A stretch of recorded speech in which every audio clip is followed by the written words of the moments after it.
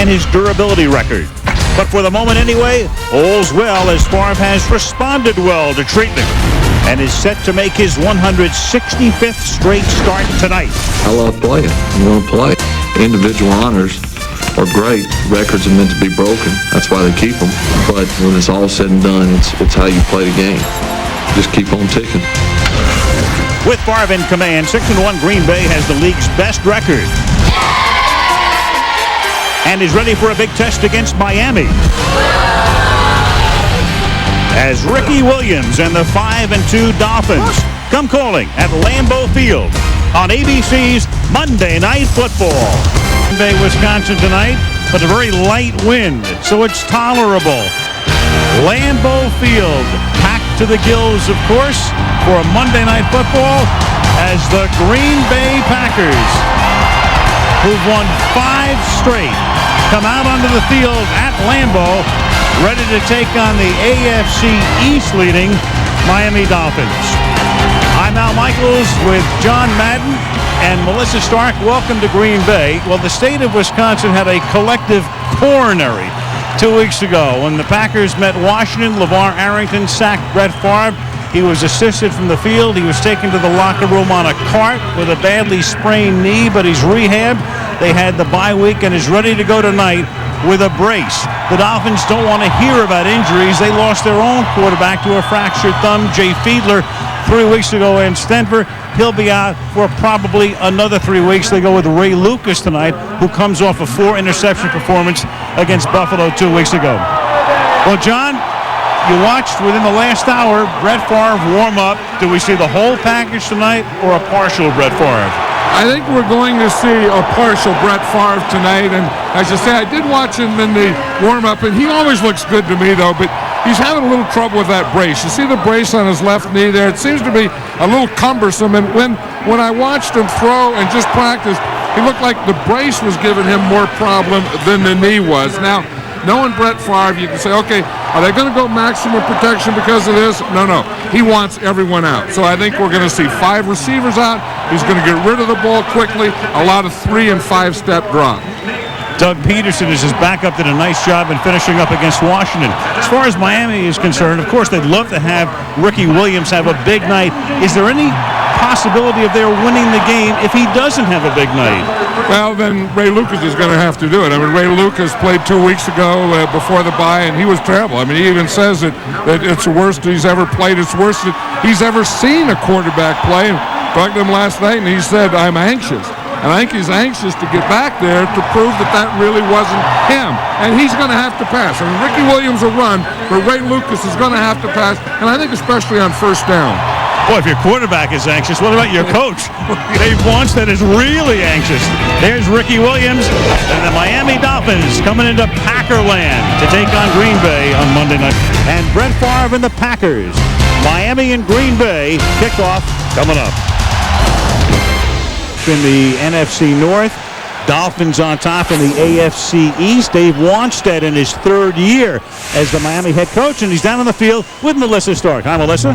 Hi, Al. Well, Ray Lucas coming off his first start in 4 years, threw 4 interceptions, had 2 fumbles. In talking to him last night, Dave, he just doesn't seem like he's gotten over that game. How concerned are you about his confidence going into tonight? Well, he's had a good week of practice, and Ray's a confident kid. You know, I mean, he's played before. It's not like he's a rookie. I mean, he knows what he's got to get done tonight, and he knows he's got the entire team behind him. He doesn't have to win this thing by himself. Brett Favre has the sprained left knee. He's wearing a brace. Do you expect him to be limited at all? No, I don't. I mean, I've heard that for about 15 years, you know. But Brent's a great player and tough guy. And Monday night at home here, I mean, we're going to get his best effort, and that's what we prepared for. Have a great night, Dave. All right, well, Dave Wansted's Dolphins beat the Packers in Miami 2 years ago, but in his 6 years as head coach of the Bears, he was 1-11 against Green Bay, 0-6 here at Lambeau, Al. Yeah, Melissa, this was a field of bad dreams for Dave Wanstead over those 6 seasons. There is Brett Favre, and we're going to see him with immediate action because the Packers are going to get it. Olindo Mare, one of the best kickers in the league, and the guy who puts the ball into the end zone on kickoffs as much as anybody, to Javon Walker, their #1 draft choice out of Florida State, wide receiver. Sees a lot of action in the 3 and 4 wide out sets. ready to run it back. 31 degrees, clear skies, Green Bay. Packerland is ready. And here we go on Monday Night Football, Miami against Green Bay.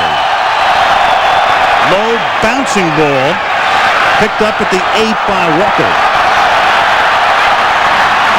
And Javon Walker takes it out to the 30-yard line.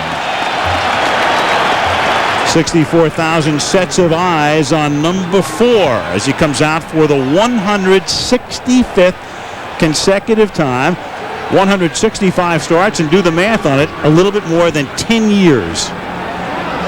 Yeah, and then once he gets out there, he does amazing things. I think that over those 10 years and 165 consecutive starts, this guy is probably the most fun guy to watch in the National Football League. Absolutely.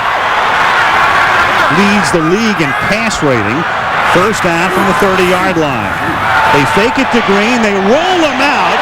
And the catch is made by Bubba Franks, as if to say to the Dolphins, hey, you think we're just going to hand off or drop straight back? No. And that's exactly what they're going to do. You know that Brett Favre wants to do this, and I'm sure he said, look, let's run a bootleg right off the bat. I mean, they think we're going to run. They think that I can't move. Let's show them. So he fakes a run, bootlegs out here, throws on the run, and looks like a normal Brett Favre, although you can tell that knee brace is constricting him a little. Everybody in the place had to think the opening play would be a simple handoff to Amon Green. Instead, 2nd and 2, back he goes again to throw, and that's a first down, caught by Terry Glenn up at the 45-yard line, tackled by Arturo Freeman. And let's take a look at the Green Bay offense. Brett Favre, Southern Mississippi. Amon Green, Nebraska. William Henderson, North Carolina. Terry Glenn, The Ohio State University. Donald Driver, Alcorn State. Bubba Franks, University of Miami. Mike Flanagan, UCLA. Mike Wall, Naval Academy. Frank Winters, Western Illinois. Marco Rivera, Penn State. Earl Dotson, Texas A&M, Kingsville. And with that group, Green gets his first carry of the night, and Green picks up 3. Let's take a look at the Miami defense. Adewale, Ogunleye, Indiana. Tim Bowens, Mississippi. Larry Chester, Temple. Jason Taylor, Akron. Derek Rogers, Arizona State Sun Devils. Zach Thomas, Texas Tech. Marlon Greenwood, Syracuse. Pat Surtain, Southern Miss. Arturo Freeman, South Carolina University. Brock Marion, Nevada, Reno. Sam Madison, Louisville. The former Patrick Surtain, now known as Pat Surtain. Oops. And on 2nd down and 6, coming across the line was Jason Taylor, who was having a sensational season. And Tom White has his first call of the night. Jason Taylor is a heck of a player, and that's going to be offside. A great matchup. Number 99, defense unabated to the quarterback. The 5-yard penalty remains. 2nd down. Mike Flanagan, the normal center for the Green Bay Packers, is playing left tackle, and you can see Jason Taylor's right here. He gets in a 4-point stance, and that's a new thing, so he can really take off on his pass rush. He'll get in a stance like a sprinter would get. He doesn't get in that stance on the running game, just on passing downs. And here he's in that stance right now on 2nd down and 1, and almost comes across the line again. Now he goes to a 3-point stance as Favre retreats, guns it over the middle, and wide open is Bubba Franks, who takes it inside the 35-yard line. So Favre has started 3 for 3.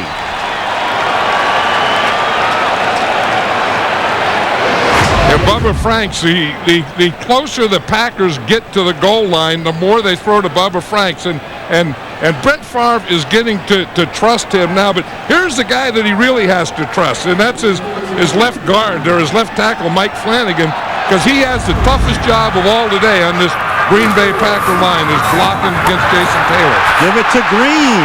Coming this way, and Green is inside the 25 and close to a first down, taken down by the middle linebacker, Zach Thomas. And this is the thing that Zach Thomas was talking about last night, these misdirection plays. You watch here, when you see Amon Green, he'll start one way and then come back the other way. Here's Zach Taylor. He's watching him right there, and he's reading the off guard is what he's doing. So Zach Thomas, doesn't want to just read the back. He's going to read the back and the offside line. first down, 23-yard line. Sixth play of the opening drive is a straight drop back. And then Favre scoots to his left, going deep into the back of the end zone and incomplete. Trying to get it to the rookie Javon Walker. Yeah, that's where Brett Favre so tough, Al. And Zach Thomas was saying that last night. He said, usually in a zone, when the quarterback drops, you drop. When he sets, you set. When he throws, you react. He said Brett Favre never sets. So he said you get in the zone and you just keep dropping and dropping and dropping, and he has guys open all over in your zone. And that time, just a little too long for Walker at the back of the end zone. 2 runs and 4 passes thus far on the opening drive. 2nd and 10 from the 23-yard line. Play fake, buys a little time, and then he dumps it off to Green, and Green takes it to the 16-yard line. Not only is Green a great running back, but they love to throw to him a lot. Yeah, he's the best running back on this Packer team, and he's also the best receiver. And I think that Brett Favre feels most comfortable with Amon Green, either handing it to him or throwing it to him. And they like that check down stuff, that short stuff. And when they get in this area, they have that old rule that they go for touchdown. If the touchdown isn't there, they go to check down. Touchdown, check down. First shotgun snap for Favre. 3rd and a short 3.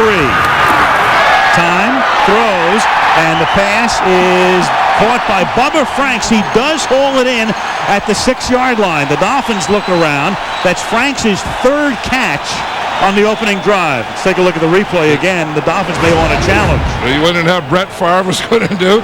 Watch this. He's just watching Bubba Franks all the way, and what he does is he doesn't want to lead him into that next defender. So he throws it low and a little behind him where Bubba Franks is either going to catch it or it's going to be incomplete. There's no way that ball is going to be touched by a defender. And no way it was incomplete. The Dolphins looking around as if somebody thought maybe we should challenge me. You can see clearly it was a catch as Green takes it inside the 5 to the 4-yard line. And it will be 2nd down and goal. A little bit more than 5 minutes into the game and a very impressive opening drive for the Packers. Well, it's a great mixture. It's that type of thing. Brett Favre has a brace. You can see there he has a wristband, and they just call a play in when they get down here because they have a lot of verbiage in their plays. They just give him a number, like number 7. Then he looks on that wristband, and he calls play number 7. Packers over the last 2 seasons, 26 times they have scored. On the 27 times they have been inside the 5. 2nd and goal. Favre throwing into traffic, and it is Patrick Surtain who does come up with it. One official I thought said no, and then the other one says yes. And that's one thing that Brett Favre knows, Mike Sherman knows. If you're going to throw the ball away, you can't throw it away in the middle. You see here, he comes away, and he's just throwing the ball up. I don't know, it looked like Patrick Surtain had that, then it looked like he missed it. Well, they have a lot of time during commercial if they want to challenge this call. Never touches the ground. I know, it looked like it was going down. Right there, it looked like it was going to hit the ground. It hits his right foot and bounces right back to him. Watch that. In fact, he kind of kicked it back up to himself. As you say, ill-advised throw. He really threw that into 4 Dolphin defenders, but a heck of a play by Patrick Surtain. A beautiful drive until that point, and now Lucas stumbles as he takes the snap and gives it to Ricky Williams, and the ex-Saint takes it to the 23. Let's take a look at the Miami offense. Ray Lucas, Rutgers University. Ricky Williams, Texas. Rob Conrad, Syracuse. Chris, welcome back, Carter, The Ohio State University. Chris Chambers, Wisconsin. Randy McMichael, Georgia. Marcus Spriggs, Houston. Jamie Nails, Florida A&M. Tim Ruddy, Notre Dame. Todd Perry, Kentucky. Todd Wade, Ole Miss. 2nd down and 7 now, and the pass is dropped at the 30-yard line. Chris Carter. So many great years with Minnesota after starting his career at Philadelphia. Then he retired, and out of retirement he comes. 3rd down and 7. And, of course, the crowd here, that's their own welcome back, Carter. Yeah, and Chris Carter's played so many games here at Lambeau Field and hasn't had a lot of great memories here. Remember when it was there for a while when Minnesota would beat him, it would always be up there in Minnesota, and they had a tough time here at Lambeau. Robert Edwards is in the game.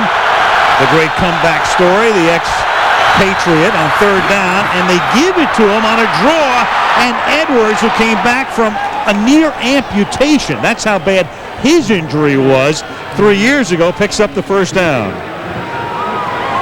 This is a heck of a play. Norv Turner, the offensive coordinator, calls, as you can see, Edwards is right back here, and they're going to start like it's a pass, and he kind of runs by him, and then he stops and gives him an under ball handling. And the Packers thinking pass, they go in their pass rush, and Edwards just runs right by him. He's the best story in the league this year, no question. First down from the 42-yard line as Lucas gives it to Williams again. And Ricky to the outside, turns the corner, breaking tackles close to a first down as we take a look at the Green Bay defense. Bonnie Holiday, North Carolina. Trevor Brown, Kansas. Cledius Hunt, Kentucky State. Kabir Bajabia Miller, San Diego State. Niall Diggs, Ohio State. Hardy Nickerson, California, Berkeley. Nate Wayne, Mississippi. Mike McKenzie, Memphis. Marcus Anderson, UCLA. Darren the Sharper Shake, the college. Tyrone Williams, Nebraska. Bonnie Holiday back for the first time in over a month. He had a torn pectoral muscle as they give the ball to Conrad. And an inside handoff, and he fumbles, and the Packers are there, and it's Nate Wayne coming up with the football. Nate Wayne stripped it. Nate Wayne loves Monday Night Football. He saves his best games for Monday night, and he does it again here in his last 4 appearances. 2.5 sacks, 2 interceptions, 2 fumble recoveries, and now another one to get the ball back for Green Bay. Aerial coverage provided by Budweiser. As you take a look at Lambeau Field, they're refurbishing it. Still haven't completed it. Probably 75% done right now. About $300 million to expand it. Put a few more luxury boxes in, offices, new locker rooms, the whole thing. And filled to the gills again tonight. First down from the 46-yard line as Favre off his back foot throws. Caught by Green.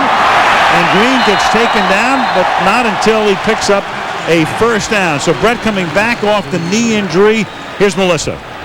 Well, Al, we've been talking about the knee brace that he's wearing. Well, here is an identical one. This is his backup. You can see it's not big and bulky. It's actually really light. It weighs about a pound. And the point of it, it basically keeps that lateral collateral ligament on the outside of his knee stable. But he's told us a number of times he is not comfortable wearing it.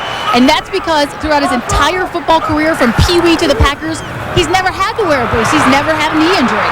First time tonight, he's actually looked very good to this point. He hands the ball to Amon Green for a gain of 2. You know, and that's amazing in itself. You think of all the football that Brett Favre has played. You know, we're not just talking about here for the Green Bay Packers, but played in college, played in high school, that he's never had a knee injury. And he said when he got it, he didn't know what it felt like or what it was supposed to feel like. And if it's hurt, when does it hurt? And if it starts to get better, when is it better? That is amazing for a guy to play 10 years, take that many hits, and to never have a problem with his knee is amazing. And they took an MRI of his knee, and they said that his ligaments and cartilages, his inside is like a 21-year-old.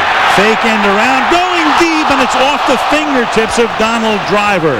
Beautifully designed play, well executed, and then Driver can't make the catch at the goal line. And to see Donald Driver there, here's Sam Madison. Sam Madison, one of the top corners in football. He's trying to take away the inside.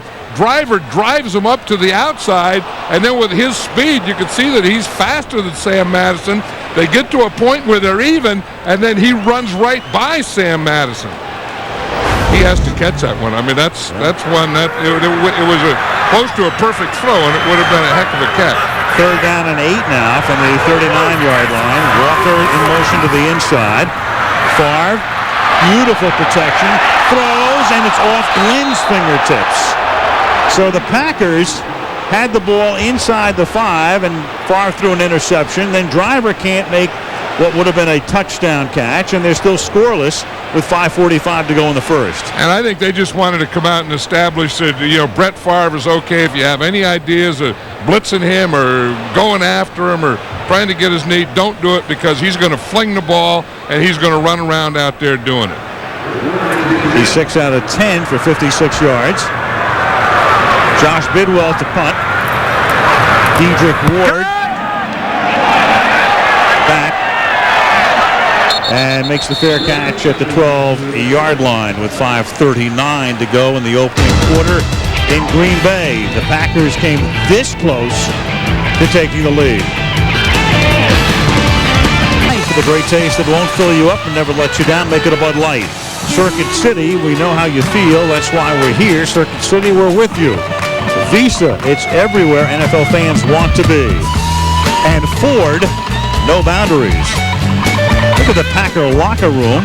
It's about as nice as I've seen, John. That's about as nice as it can be. And Mike Sherman had some input on that. You know, it's shaped like a football. It was going to be a square, and then he saw it and said, well, let's shape it like a football, and it'll bring everyone closer together.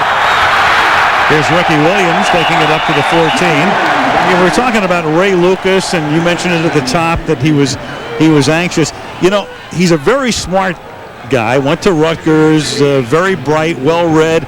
He's almost too candid. When you start telling people you're anxious, you're being almost too candid. Yeah, and then after the game, you know, the last game he played, he was terrible. He came out and said, I stunk. He said that could be the worst performance by a quarterback in the history of the NFL. And when you get that, you lose your confidence, too. I don't care what you say. And to get confidence back, you have to have some success.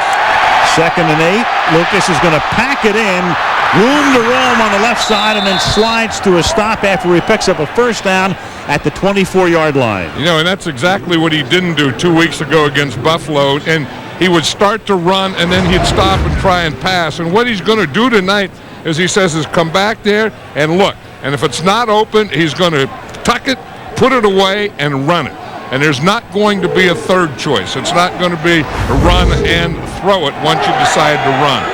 There's the starting quarterback, Jay Fiedler. Brilliant performance against Denver, leading them to a win 3 weeks ago. But a fractured thumb. They hope to have him back by the San Diego game in 3 weeks. Now Lucas throws. It's caught by Ricky Williams. And Williams out to the 32. Ricky coming over from New Orleans in an off-season trade after a wild beginning of a career with the Saints. Well, everything at the beginning there was wild with Ricky Williams. But he's quite a back. You know, every time I see him, they say he just lost 10 or 20 pounds. But every time I see him, he's a good running back. I mean, I never did doubt that he was a good player. I mean, he was a great player in college. He was a good player at New Orleans. And obviously he's a good player here with the Dolphins. He's averaging over 100 yards per game on the ground. And here, he seeks the first down and is able to keep those legs moving and picks it up. Through the years, of course, Miami keeps looking for a running game, and now they really have it. First 7 games, most in team history over that span, on a record-setting pace. He's already had 400-yard games. And the Dolphins are averaging, as you can see, 141 rushing yards per game, and that's the most at this point in the season in 20 years. So the Dolphins kept talking about a running game and a running game and building a running game, but of course they had Dan Marino, and they never really had one. Now Williams makes this catch, and Wayne forces him out of bounds. You know, and the thing that Ricky Williams was telling me down in the field before the game, that he feels so good, you know, playing here with the Miami Dolphins and Norv Turner as the offensive coordinator, is that he knows that he's going to get the ball. You know, he knows that he's going to carry the ball a lot tonight, and he's going to be a big part of it. There's no game, he said, I don't go into a game and wonder, you know, am I going to get the ball? Am I going to have 25 carries or 30 carries? He knows that tonight he's going to have a whole bunch of carries. He said that makes him feel excited about the game. Carries and a few receptions as well. He's caught 2 balls tonight. Lucas has only 2 completions. And this time he goes to Conrad, and Conrad, who had the fumble on that first series, makes the catch and picks up the first down, forced out by the rookie Marcus Anderson. Yeah, they're doing a couple of things here with Ray Lucas. Is one on throwing on first down, and then 2 moving him around. You know, not just keeping him in the pocket. Here's that same bootleg that we saw Favre do earlier. Fake to the back going one way, come back the other way, and throw that short, quick play to your fullback. These are the types of things that they want to do to him. You know, shorter, quicker, quick decisions, and then throwing on first down, not getting in those 3rd and long situations and have to throw. First and 10. Lucas, who is 3 out of 4, puts it down, chased, and is taken down by the ankles by Niall Diggs, and a flag is down. And it's back in the area of offensive holding, or face mask is what it's going to be. Probably going to be against Todd Wade, the right tackle. He's an impressive player. I watched this Miami Dolphin team on film, and I thought their most impressive offensive lineman. Face mask, number 71, offense, 15 yards, first down. Was that guy right there, number 71. But so usually the referee always lines up to the right side of a right-handed quarterback, and if he ever throws a flag on holding, it's going to be on that right tackle. Wade, 6 feet 8, 325, second-round pick out of Mississippi in 2000. And there's the referee, Tom White, where he sets up first and 25. And now Ricky Williams spins out of a tackle, but only for a couple. Tackled by Marcus Anderson. The 500th Monday night coming up next week. Well, through the years, I mean, how many great Raider-Bronco games have we seen? So next week we go to Denver. Oakland against Denver. Oakland started off 4-0. Now they've lost 4 straight. The Broncos, meanwhile, have won 6 out of 8. Big game for the Raiders. I know I've been there for a lot of those games. I've been down in the field for a lot of those games, and that's about as exciting as fans can get, those Denver Bronco fans, when the Raiders come to town. 13th time those two teams will match up on a Monday. And on 2nd and 23, the catch is made by James McKnight, who takes the ball up to about the 46-yard line. You know, we're seeing Ray Lewis here get more confidence, aren't we? And you know, that thing. I mean, does confidence come first or success? And I think as we watch Lucas here, we just see that, you know, as he comes back and throws the ball, you know, he's getting back there, looking, making the decision, and getting it out of there. Chicken and egg thing. They're going to let the clock run out to end the first quarter. So Green Bay knocking on the door a couple of times, but unable to get in, and so we're scoreless after the first 15 minutes of play. And a Monday Night Football from Green Bay resumes after this message in the word from our ABC stations. Budweiser providing the aerial coverage high above Lambeau Field, where we start the second quarter. Al Michaels, John Madden, Melissa Stark. There's our report card. Horse trailer decorating C, huh? You always have to know what you have to work on. Call Wayne Lucas. 3rd down and 9 from the 46-yard line. And Lucas throws, and that is caught and then dropped and picked up by Todd McBride as Chris Carter makes the catch and then gives the football back to the Packers. You know, if there's anything that this Packer defense has done well this year, they've had a lot of injuries, players in and out, doing a great job, is creating turnovers, making turnovers happen just like that. Carter's first catch as a Dolphin is one he'd like to forget. 11 yards and a fumble caused by Tyrone Williams and then recovered by Todd McBride. From the 48, Favre now with his back foot wobbles one, and coming back to make the catch is Donald Driver to the 25-yard line. Jason Taylor put the pressure on, but Favre got it away anyway. Right, and Brett Favre threw that ball just as Jason Taylor hit him. We see again Sam Madison out here, and that's who they're going to work on. That's the second time they've thrown to Donald Driver on Sam Madison. That's one of those fade stops, you know, where you start like you're going up the field, and then you just stop and you throw the ball short. Now watch Jason Taylor, just as Brett Favre throws that, he hits him right up there high, and then he keeps going, and almost, well, he doesn't almost, I think he got that knee. But Favre gets back up and hands the ball off to Green. Good hard running, and finally Marion stops him, but not before he picks up 8 yards. You know, it's interesting, the Packers script the first 15 plays, and, you know, Brett Favre and the brace and coming off the injury. Look at this. They ran the ball 4 times. They passed it 11 times. Brett Favre completed 7 for 83. 83 yards. But I think that was the whole thing, to show them we're okay. And again, don't think you're going to gang up on us. Don't think you're going to have your way with Brett Favre, play off, and the Dolphins aren't doing that. And the Packers thinking we're not going to treat him like a museum piece, and now he's going to look to throw again, but he's going to be taken down, and it is Moreland Greenwood. It's almost as if there was such respect there. I know I have Brett Favre, and of course he's thinking about not getting a penalty as well, but it's almost as if you were handling fine china. And you know that you're not going to be the guy that wants to do that. And he's also straight-arming you, too. You know that Brett Favre is one of the few quarterbacks that use the straight arm. And you see he has a ball in his right hand, and he has that left hand that he was pushing off, too. Loss of one after all that.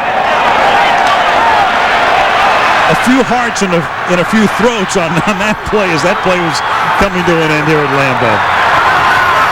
3rd down and 3. High snap off the gun, but he hands the ball off with a flag coming in as Green gets to the first down line.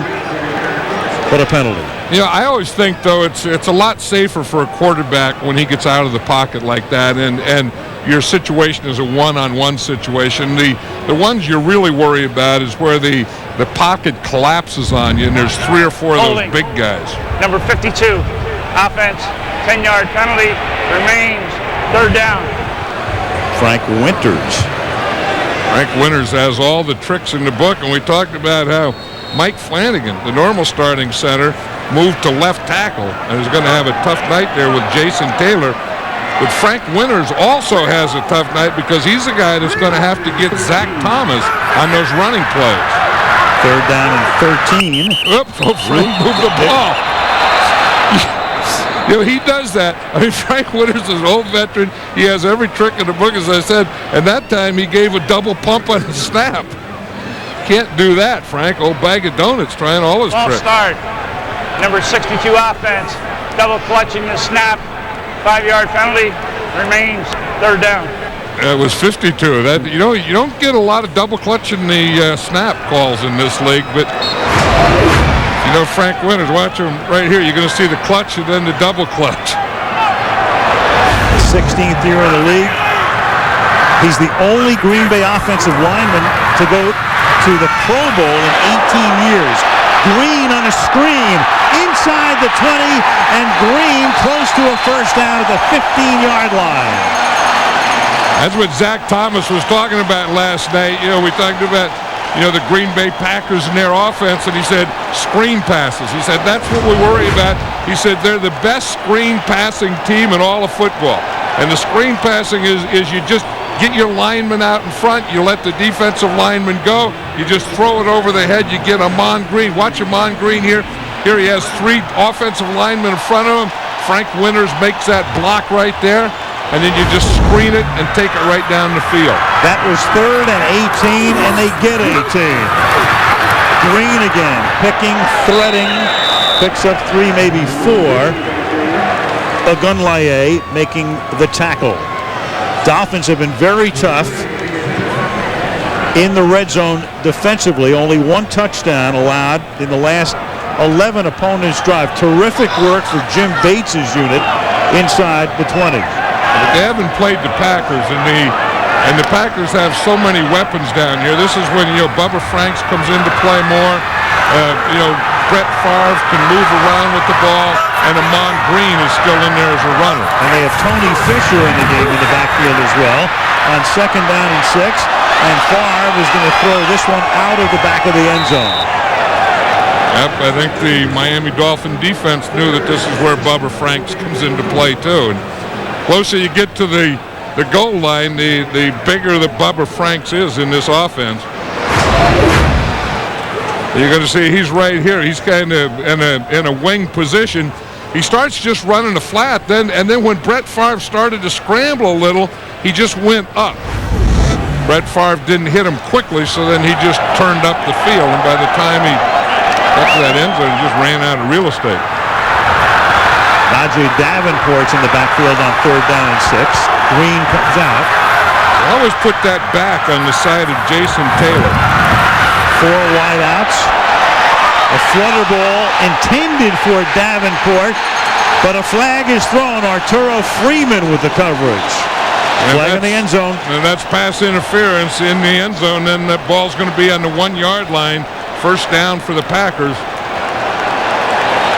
Yeah, that's what Brett Favre does so well, too, is on something like that. When a guy's outside, he'll throw it away from the defender. Number 27, defense in the end zone. That's a first down at the 1-yard line.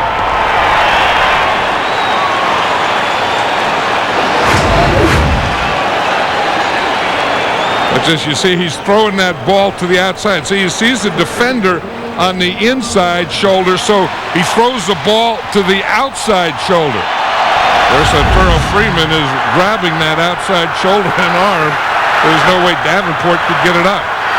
They break the tee with Henderson in motion. And Favre guns it to the end zone and batted away. Intended for Bubba Franks and flicked away by the Dolphins. By, I think, Moreland Greenwood.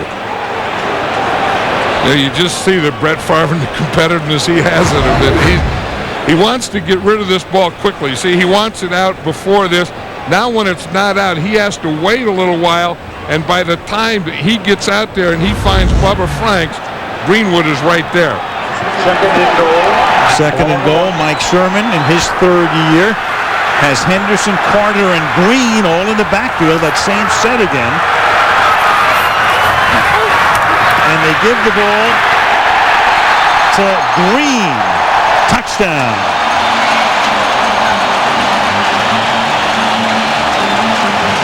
So the Dolphins have turned the ball over twice tonight in their 2 possessions, and this one hurts them. Watch William Henderson right here. He's going to get the kick out. Boom, right there. And then Amon Green starts, and then he cuts back in right off that block. Good drive block there by Earl Dotson. He starts to create the hole. Henderson gets a kick out, and Amon Green cuts in. Extra point by Ryan Longwell. Packers go 52 yards after Carter fumbles. 10:25 to the half. Green Bay has the lead. I know one thing, John, refurbished Lambeau Field. It's a lot brighter than it used to be at night. Yeah, everything about it is brighter. I mean, obviously the lights in the field and then the outside of it, you know, the new facade on the outside, you drive up and the lights and it's bright. And it's just, they've really turned it into something beautiful. I always thought it was great, but now it's beautiful too. Kept the character. Longwell's kick. Travis Minor from the 6-yard line. And Minor out past the 30. Good run back out to the 34-yard line. 10:18 to go, first half. Miami with the ball. Green Bay leading 7-0 at Lambeau. Favre, his 165th consecutive start. His team on top 7-zip. So the toss to Williams, and Wayne does a nice job along with Holiday to force him out of bounds, no gain. Looking at Chris Carter. Chris, after 15 years, 3 with Philadelphia, 12 with Minnesota, retires, lives in Florida, went to work for HBO, where among his colleagues, he had Dan Marino sitting at the desk, and that didn't hurt when Carter thought about coming back to the Dolphins.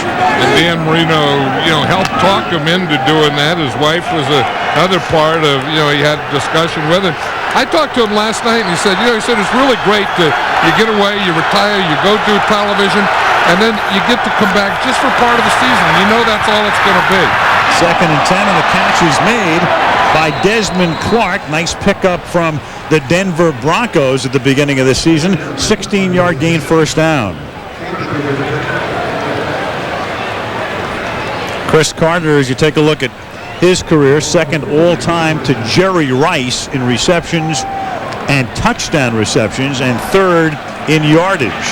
Yeah, I didn't get the feeling, though, that Chris Carter really wanted to retire last year. I mean, he was out, he went around, and there was talk that he was going to go with the Rams and with other teams, and then that didn't go through, so then he just took a job with HBO, but I thought he still wanted to play. He was looking.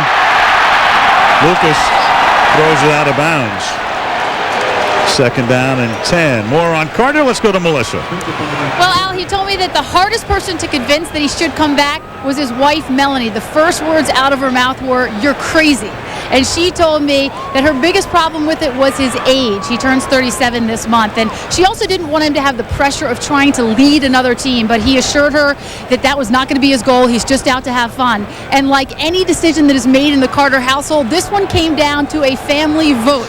Melanie and their daughter voted no. Chris and their son voted yes. But Chris said because he's the head of the household, he got the tiebreaker. He gets 2 votes. And that's why he's back. And you know, all football players are a little crazy. You have to be crazy to play this game. Here's Williams. You know how badly he wanted to come back. I was talking to Rick Spielman. There's Nate Wayne, Rick, the player personnel, vice president for the Dolphins. And, you know, he knew what was going on with Chris's wife, you know, being hesitant to give him the go-ahead. But he said after Chris said he was going to sleep on it, he calls Rick at 6:30 in the morning. So you know he was up all night. He couldn't wait to go to work. He was going to sleep on it, but he wasn't going to sleep on it for long. No. He was going to take a nap on it is what he did. But, you know, I mean, it's the finality of it. You know, I mean, you get one more shot. This is it. And if you don't take it, you'll never have it again the rest of your life. So what the heck, you might as well take it. And with a good team, a team with a chance to go to a Super Bowl. 3rd down and 8, and that pass is incomplete, intended for the good-looking tight end Randy McMichael, the 4th-round pick out of Georgia, who's made such a big splash this season, but not on that play. At least the Dolphins got off the field without a turnover or a penalty, and that's what's killing them here tonight. I mean, they've had the penalties. They've had 2 turnovers. You know, 2 weeks ago against Buffalo, they had 6 turnovers. They moved the ball, but it's the turnovers and the penalties that got them a couple weeks ago against Buffalo, and they're starting the same thing here tonight. It's 8 turnovers in 5.5 quarters. Mark Royals to punt. High floating kick. Darian Gordon's going to let it bounce, and he kills it at the 5-yard line. Perfect. Stop right next to the pin. 8:03 to the half. Green Bay with the ball and a 1-touchdown lead. Halftime, something a little different tonight. Tony Kornheiser, one funny dude. Michael Wilbon, one funny dude. Pardon the interruption. There's a show on ESPN during the afternoons, but a special edition tonight. Look at the world of sports. Look outside the world of sports. Tony and Mike coming up as part of our halftime show. So what does that equal? One funny dude plus 2 funny dudes. 2 funny dudes. 2 big old funny dudes. A brace of dudes. Now we're talking dudes. From the 5-yard line, Green Bay on 1st down. Amon Green. Now he goes to the 11-yard line to give them some breathing space. Yeah, we talked earlier about, you know, Brett Favre and, and he how he was going to react to that knee and wearing that brace. And he not only came out throwing, but he came out moving. I mean, this is the same old Brett Favre, always keeping those feet moving, going back, throwing off every angle, bootlegging, doing all those types of things, then throwing the ball and going back. That knee thing isn't bothering Brett Favre at all. There is numbers. That 1 interception in the end zone. 2nd down and 4 now from the 11-yard line. Green, good slip move, and up to the 15-yard line, a little short of the first. Patrick Surtain with the tackle. You know, Chad Clifton is in there now at that left tackle. In fact, he pulled on that play and made a pretty good block. Remember we said earlier that Mike Flanagan was playing that position. Frank Winters was the center. Now they move Flanagan back to center, and Chad Clifton is a left tackle. Chad Clifton had that injury, and they weren't sure if he could play or not, and so they wanted to start Flanagan at tackle. But then they bring in Clifton now and put Flanagan back at center. Clifton with a knee injury. 3rd and 1. Green excels on 3rd and 1, and he shows you why. Breaks a tackle to the line of scrimmage.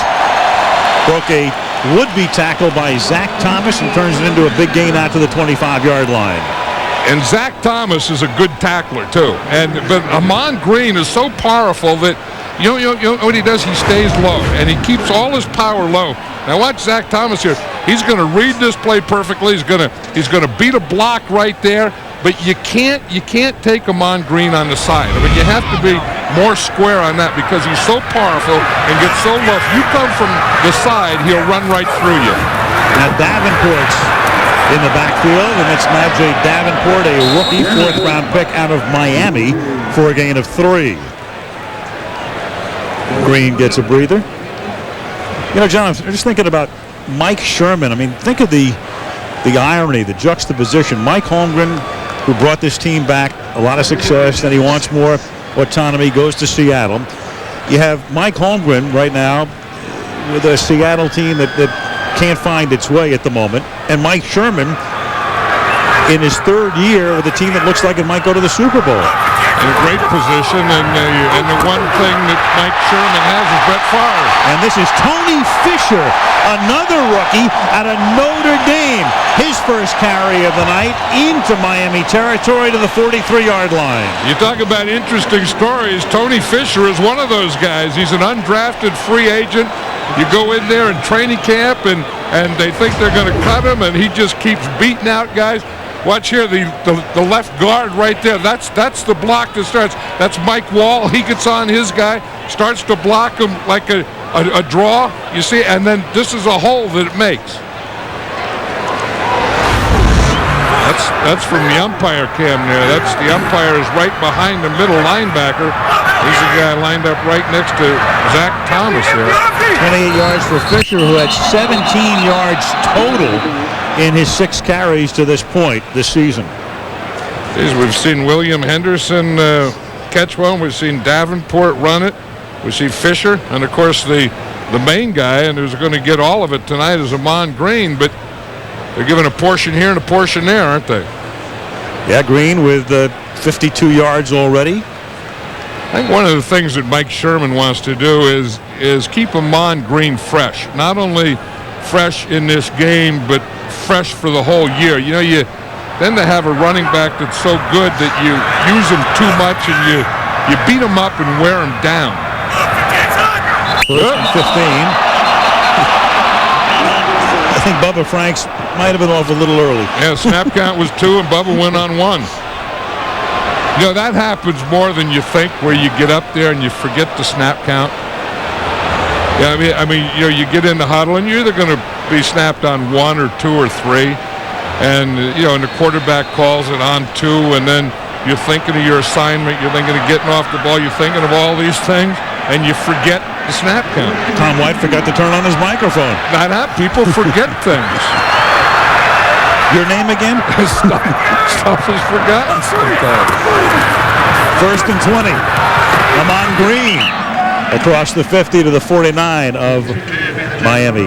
Amon Green, one of those who was with Mike Sherman and Mike Holmgren in Seattle, and then was traded here. And what a difference he has made in his 3 years as a Packer. 2,000-yard seasons, and on a pace right now to go well over 1,000 again.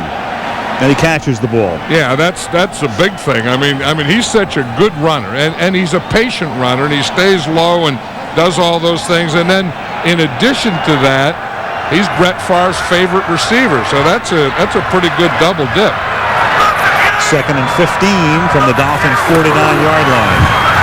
Blitz from the corner, but Favre gets out of the grasp and throws a duck that is incomplete as Arturo Freeman came in from the corner. Favre was able to get out of his grasp and then threw a wobbly duck that falls to the turf. Yeah, and this is one thing the Miami Dolphins don't do, and this is something that you're starting here and thinking that they can get a Brett Favre is to bring a safety. In fact, Dave Wanstead was saying that they're going to do that for the first time since they've been there, is they're going to get that safety up, play a lot more 8-man tonight against the run, and also blitz the safety. That time we saw Arturo Freeman come, and Arturo Freeman didn't realize that Brett Favre is pretty nifty and tough to tackle. Third and 15, and the Packers will take a timeout. 3:05 to the half, 7-0 Pack on ABC. Third and 15 now. Favre out of the gun, driver in motion. Brett under pressure, and look out. Down he goes at the 38-yard line, and that's Scott McGarrahan, who came in and dumped him. Yeah, we were just talking about bringing safety. Scott McGarrahan is in the nickel or dime package of 6 defensive backs, and this is one of the things, again, that is new for the Dolphins. And we see that they're doing it from a 3-man line, and they bring McGarrahan is right here. He's coming right into the picture right there. He did a little delay. He waited, then they didn't count him, and then boom, he came. McGarrahan, a former Packer, that's the first full sack of his career. As the kick is fair caught by Dedrick Ward, the Josh Bidwell punt at the 12-yard line. So the Packers bogged down Miami Dudesses. Miami with the ball now. 30-degree temperatures in Green Bay. And contact up front. Cledius Hunt and Tim Ruddy. One or the other. Well, there was a blitz coming from the outside, so they started that, and then the outside or the blitzer didn't jump. It was the inside that jumped. Neutral zone infraction on the defense, a nose guard. It's a 5-yard penalty remains. First down. Cledius Hunt. Yep, that's the opposite of forgetting the snap count. You're not watching the ball, and there's no way, and I've always said this, and I've never understood it, but how you can line up that close to the ball, you're playing defense, and you get off on the ball, you watch the ball, and you're right in front of the ball, how you can jump off sides. I know what the answer is. It's anticipation instead of watching the ball. But you have to watch the ball. And you have to not right line there. up. Yeah, he almost lined up offside that time as well. Lucas gets dumped as the throw is incomplete, intended for Williams. Vonnie Holiday came through and knocked Lucas to the turf, and Lucas is hurt. So Lucas is down and really shaken, and Sage Rosenfels is the backup. A guy who has not thrown an NFL pass will warm up and will have to come in for at least one play. Yep, the guy that makes a play is right here, Vonnie Holiday. You're going to see him against Marcus Spriggs. He goes up the field, then he comes back to the inside. And you see that he hits him, and it looks like Lewis goes down, and the first thing that hit was his right elbow. And as he went down, that goes right to his shoulder. Now watch Ray Lucas here. You see that the right elbow hits, and then the next thing he does is grab the shoulder. Watch him. Here's Vonnie Holiday there. Boom, boom. Oof. Ray Lucas is in a heck of a lot of pain there. So Fiedler with the fractured thumb out probably 3 more weeks. Rosenfels was with Washington. In fact, at a certain point in the offseason, as you look at Fiedler, they were talking about the possibility of Rosenfels being Steve Spurrier's starter. But before they were even out of camp, he came to Miami in a deal, and then when he comes out into the field here, this next play will be his first play. Yeah, I was talking to Norv Turner about him before the game, and he said he really liked him. During the bye week, Ray Lucas had a bad hip, and he couldn't practice. So Rosenfels had to take most of the plays, and he said he was really impressive. Again, watch as Holiday hits Lucas, he goes down, and you can see the elbow jammed into the ground, just jammed everything right up to his right shoulder.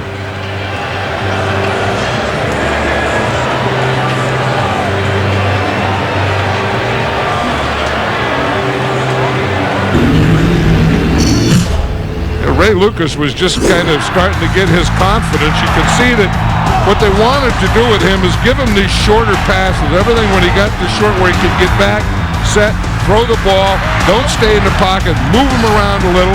He was doing those things pretty well. You know, I mean, they had that one turnover when, you know, I mean, it was a completed pass and when he threw to Chris Carter, and I just had the feeling that he was starting to get a little of his confidence back. And then Vonnie Holiday gets him right here. Marcus Spriggs was a left tackle that was blocking Holiday. Holiday again started up the field, came inside. And the minute that he got inside, he was right on Ray Lucas. Rosenfels with the Redskins in preseason. He was pretty good at times. In fact, he threw 5 touchdown passes for the Redskins in preseason. It was funny. I'm sure that Sage Rosenfels, however he does tonight, is going to say after the game that he expected to play tonight, because I was talking to someone down in the field and they said that they talked to Rosenfels and he kind of had a feeling that he was going to play tonight. Now, that was one of those things that I did hear before the game, I'll say that. It's going to come true here after the injury timeouts. 2:43 to the half as Ray Lucas gets up and walks off the field. We'll get a report from Melissa shortly, but now Rosenfels makes his NFL debut, apart from preseason, on 2nd and 5 from the 17-yard line. For the second-year player out of Iowa State, on his first play, hands the ball off to Ricky Williams, nice and safe, but Cledius Hunt is there to knock him down behind the line of scrimmage. And you see that's Cledius Hunt, but the guy that makes the play is Gilbert Brown. And anytime you're going to run inside, you have to get big Gilbert blocked. But watch him as he gets in there and gets penetration. You see, he gets penetration. He just raises all kind of havoc there, and that just forces Ricky Williams off to the side and right into Cledius Hunt. So he took the penetration right up the gut, and he also took back away the cutback. 3rd down and 8. And Rosenfels saying, you know what, we'll just take it to the 2-minute warning. He let the clock run to the 2-minute warning.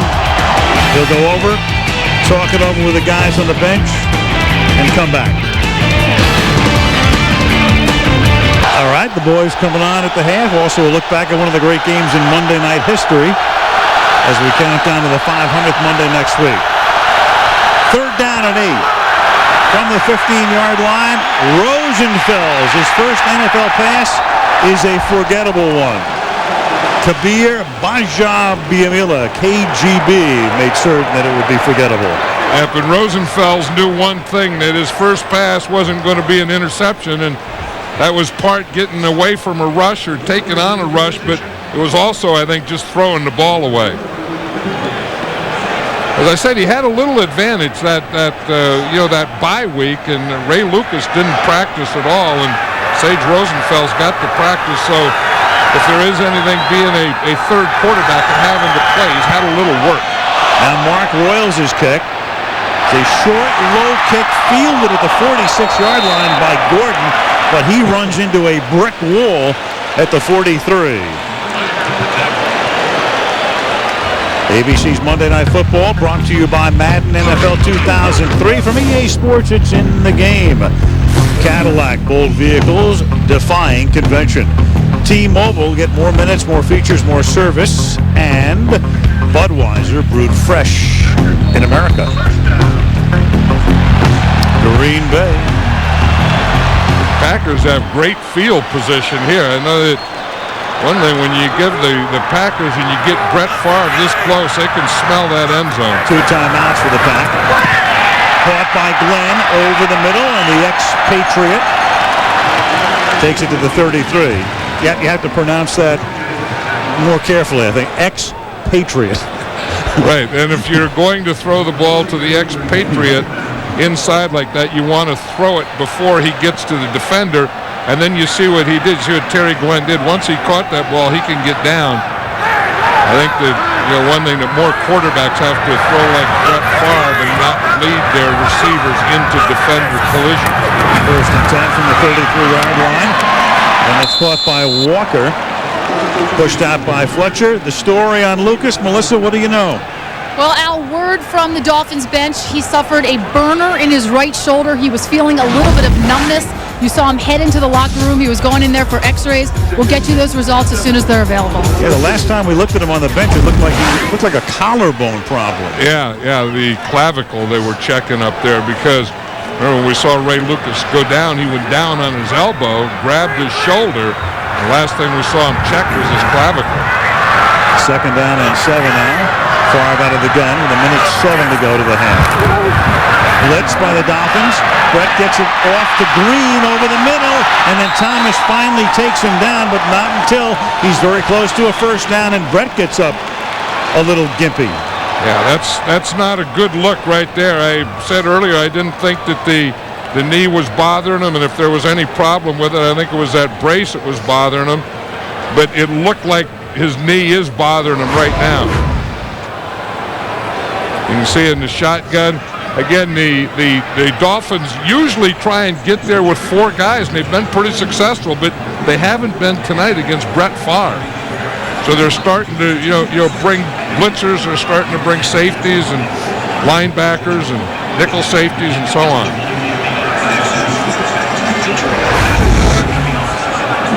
It is a first down. They take a timeout, and they have 1 remaining.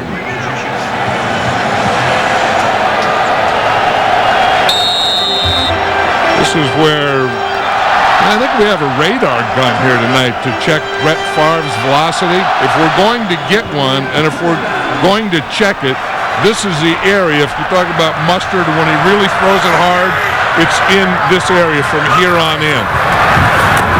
And over the middle, he's looking there now. Instead of a little dump off, good screen to Green. Great screen to Green. Touchdown. Great call.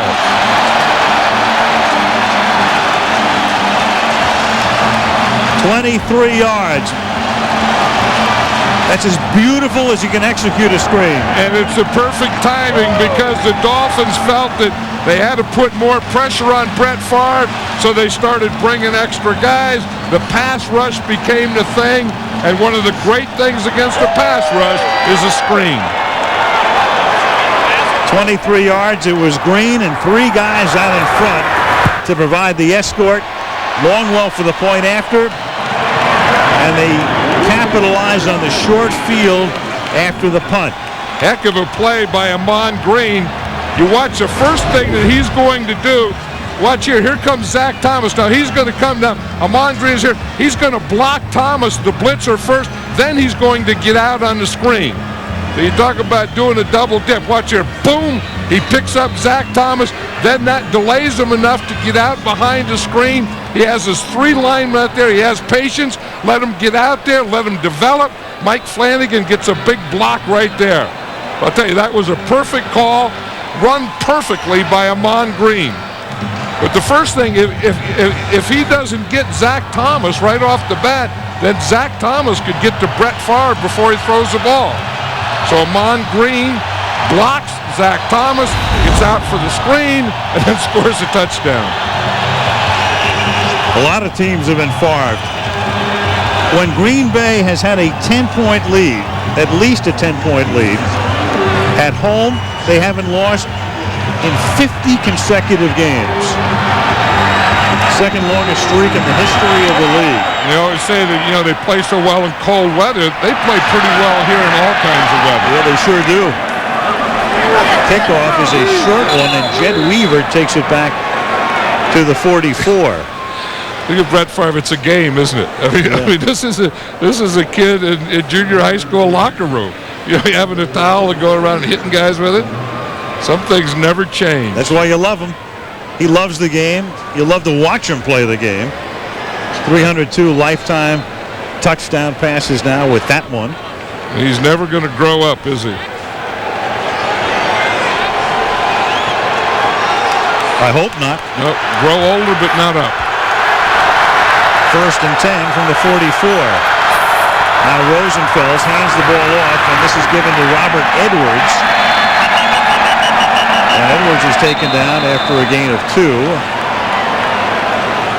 You know what they have here at halftime? We got players, we got coaches, we got fans. You know what else we have here tonight? Is a bald eagle. And I met the bald eagle the other day. The bald eagle was here. Yeah, it's going to fly in here at halftime.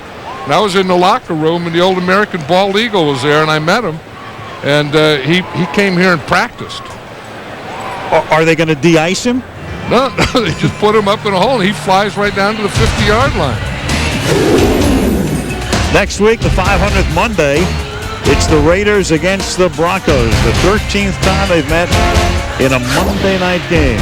Sunday, the Dolphins against the Jets on ESPN at 8:30 Eastern Time. So another night game in a cold weather venue for Miami. Dave Wannstedt was telling us last night that he wasn't that concerned because he felt with the addition of Ricky Williams, his team had become more of an NFC North team than an AFC East team. Yeah, but whatever your division you're in, you can't have those turnovers and penalties and lose your starting quarterback, then lose your backup quarterback. 2nd and 7. That pass is high, intended for the tight end McMichael, and it's 3rd down and 7. And we saw a shot there at Jason Taylor, and I'll say this, that the Packer offense has really done a pretty good job on Taylor, because that was probably their biggest worry, was blocking him. And, they were going to play Mike Flanagan over there and not give him a lot of help. And then Chad Clifton was coming in off an injury, and they were going to play him. And I'll say that combination in this first half of Flanagan and Clifton has really done a good job. Packers have rung up 220 yards of offense in the half. Rosenfeld flushed out, and then that pass is juggled but out of bounds. Chris Chambers was on the chalk. It just shows the way football is. Down distance situations, you think, okay, we have backup quarterbacks, we have Ricky Williams, we're going to run a lot, but the game doesn't let you play it that way. I mean, you get into long yardage, you get into passing situations, you get into time, distance, all those things, and somewhere if you're going to win offensively, you have to be able to pass the football in this league. And now one of the toughest of circumstances, on the road in cold weather, down by 2 touchdowns, with a quarterback who to this point has not played in an NFL game. Pumped by Royals. Blown dead at the 14-yard line. So the halftime show coming up. Special edition of Pardon the Interruption. And we count down to MNF 500. This is MNF 499 tonight. Next week in Denver, 500. That's going to be exciting. I mean, it's going to be exciting for a lot of reasons. The 500th game and being there in Denver, and Denver Broncos and the Oakland Raiders. There'll be a lot of things about that one. Yeah, what tremendous games they've given us through the years on Monday night. End of the half with Green Bay leading Miami 14-0. So the halftime show coming up after this message from the NFL and a word from after the bye week. Brett Favre looking just fine in the first half. Ray Lucas for Miami came out, went back to the locker room, but he is back on the Miami sideline right now and was warming up just a moment ago. Yeah, and he looks like he's going to start this half. He's putting his helmet on. The numbers, turnovers, the 2 by the Dolphins, one of them leading to Green Bay's first score. And then a short punt put Green Bay in good field position to cash in again.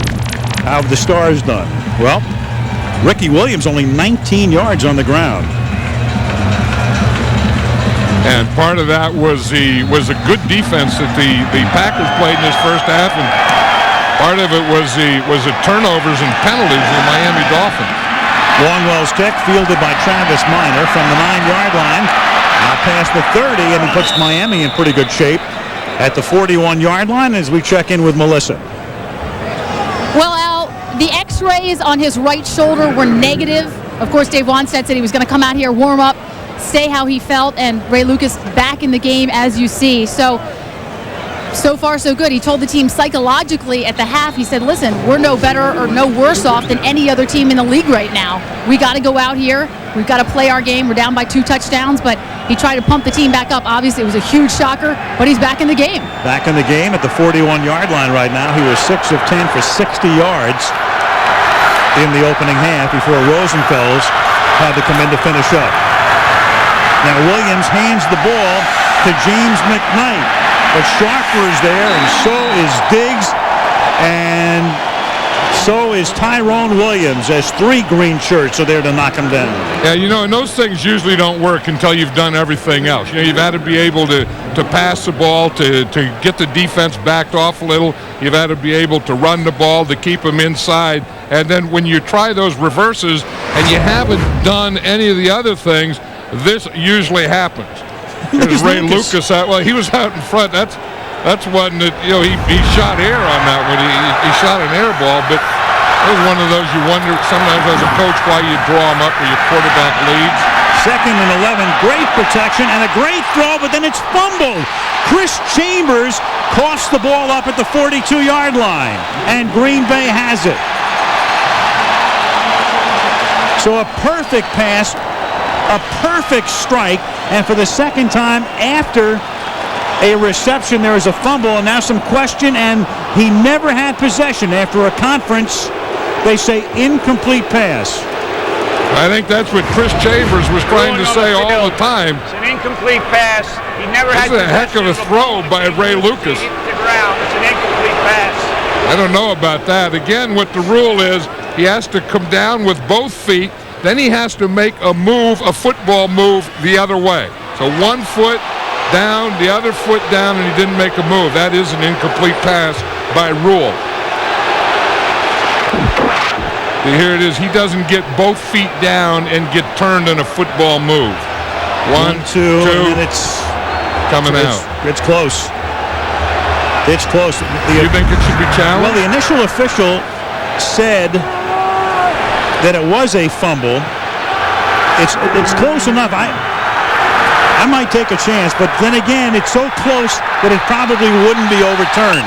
There it is. But yeah, the Packers are going to challenge. It's one of those things, again, it's the ruling on the field, and it's an interesting situation here because the first official to come in ruled it a completion and a fumble, and then they gathered, had a conference, and that's when they ruled it incomplete. Right, and then they all ruled it incomplete, and you were right, they ruled it a fumble recovery. They pointed the ball, Green Bay's ball, and then they had the conference, talked about it, and said that it was an incomplete pass. So Mike Sherman wants to see, was it really what you called the first time or what you called the second time? And he wants to look at it and challenge it. It's possible Tom White is saying if they ruled it incomplete, there's nothing to challenge here. There's no challenge on this play. As the pass is incomplete, and they cannot get what would be a fumble if it was ruled that way, so therefore there's no challenge. Yeah, there's nothing for Sherman to do because after they had the conference, the official ruling on the field was incomplete, despite the initial ruling by the first official that it was a fumble. Yeah, but I think, and that's right, they can't challenge that, but I think they ought to be able to challenge that. In other words, was that a catch? See, it's not down by contact. The one down by contact where they ruled down by contact, then there's no more play after that. I can see why you can't challenge that. But that was, did he catch it and fumble it, or did he not catch it? 3rd and 11, and as Lucas has his arm coming forward, it is incomplete. It is ruled an incomplete pass. You have the empty hand situation, but Tom White is there to say the ball was in his hand. Hey, Dave Wanstead is getting frustrated here. This Green Bay defense is all over these Dolphins. I mean, they're all over them in every way that you can be. And that's right, that ball went out the back door. It did. That's the empty hand, but they can't challenge this because White ruled it incomplete. So you have another situation here on back-to-back plays where that, if it's not ruled an incomplete pass, that's an empty hand and a fumble. Now, you got all kinds of things going on. You have another challenge flag, but now White's going to have to go over to the bench again to Sherman to say we have the same situation. Yeah, because that one again was a fumble. I mean, that ball went out before his hand came forward. So White's going to have the same conversation. There's nothing to challenge. Again, this is a fumble. Well, now White's going to come over and accept this challenge to see whether it's a fumble or not. In the meantime, White is back there signaling incomplete pass. So if you're signaling incomplete pass, you're in effect blowing the whistle, and the play is over. That's right. I mean, once you signal incomplete pass and the ball is over, that's the same thing as ball being dead or down by contact. Absolutely. That should be the end of the play. At this point, White is signaling incomplete. So if you're a player and you see that signal, you should stop.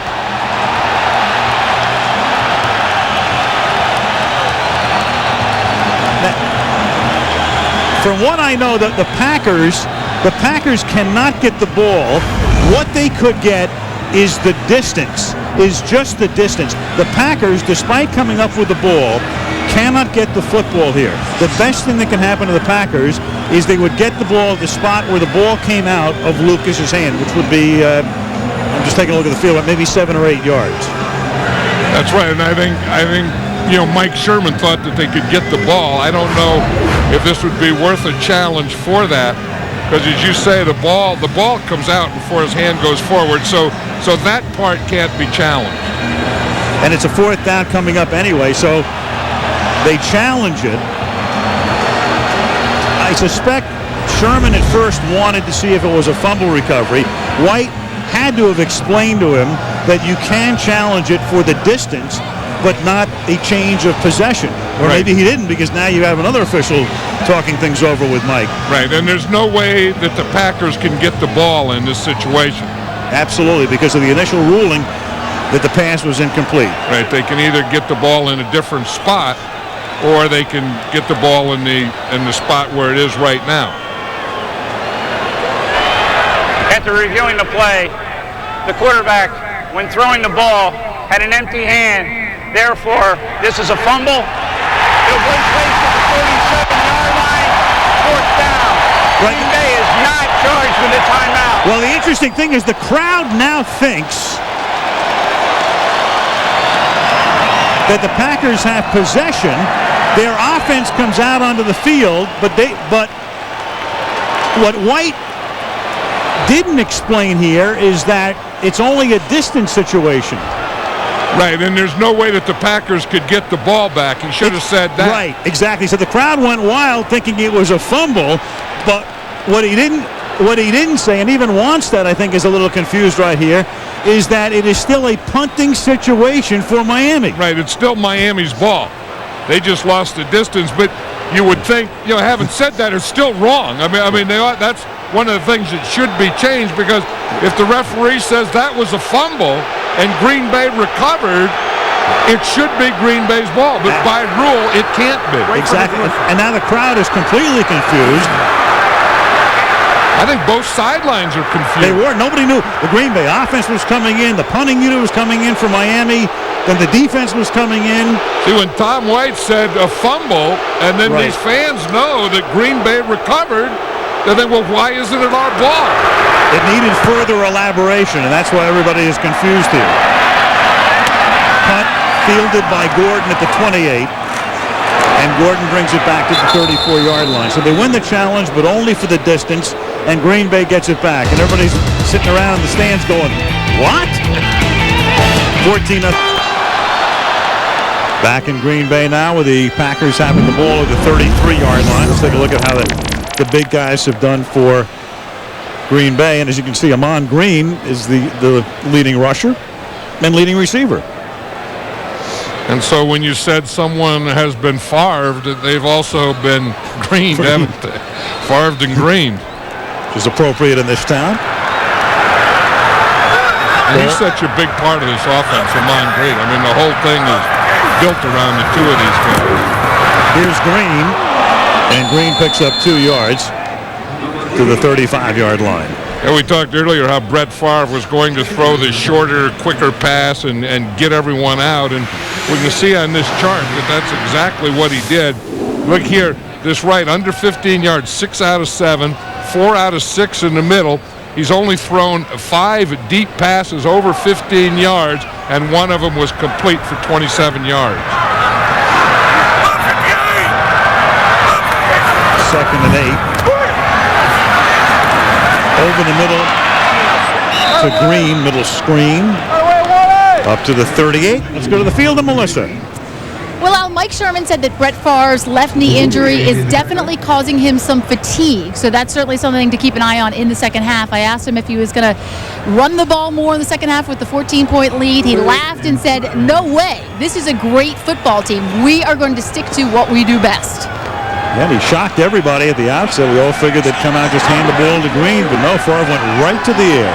And knowing Brett Favre, that's what he begged for, I'm sure. He didn't want, don't let anyone think I'm a crippled quarterback out here tonight. 3rd and 5 now from the 38-yard line. On a slant, Donald Driver breaking tackles inside the Dolphin 40. Finally hauled down with a flag thrown at the 31-yard line. Brett Favre's knee looks okay there. Brett Favre loves Donald Driver. He thought that now that he's starting that he really likes him. He likes the way he works. He likes his attitude, the way he plays. He thought that he should have played more the last couple of years. Donald Driver starts to the outside on Sam Madison, makes Madison take a step to the outside, then that's the step that he has on him. Then he goes to the inside, makes another move, a couple other moves, and then finally gets up here. Those were some good moves. I mean, there to get open. Now watch him. He just runs right out of Sam Madison's tackle. And Surtain may have gotten a face mask at the end, and that's the flag. That's what it is right there.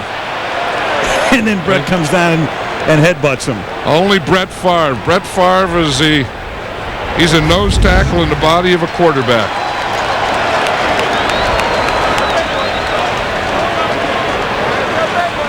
Some more yardage will be assessed at the end of the play. One thing about Tom White, the referee, he's full of verbiage. Personal foul.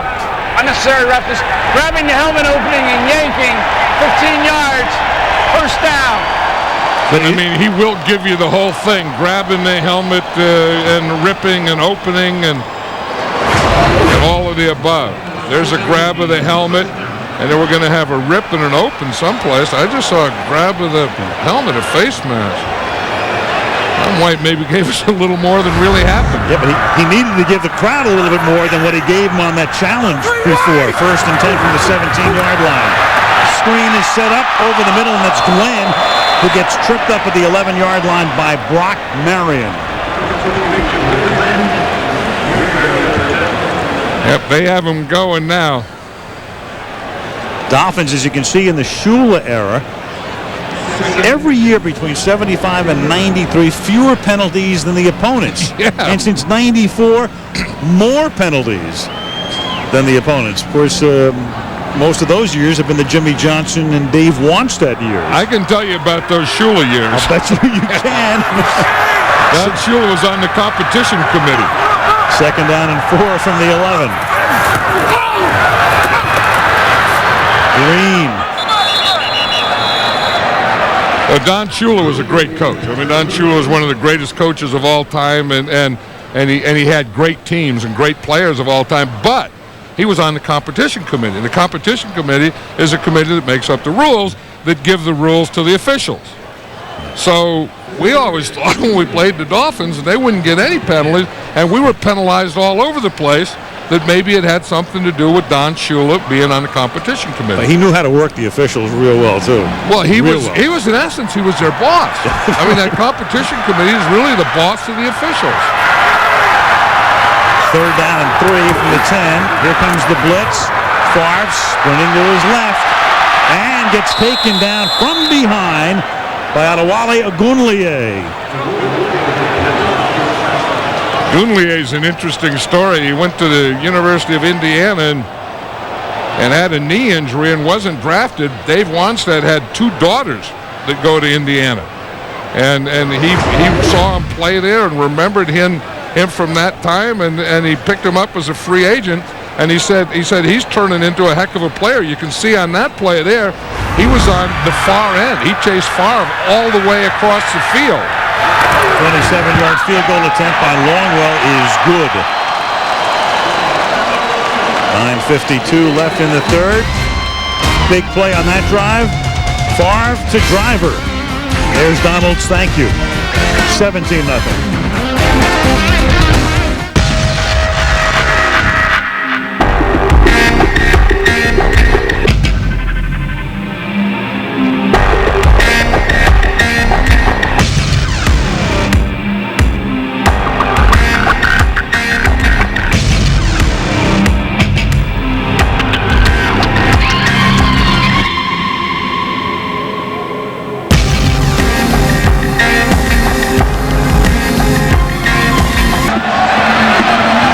17-zip. Pack. Longwell's kick from the 8, dropped by Minor. Tackled at the 20.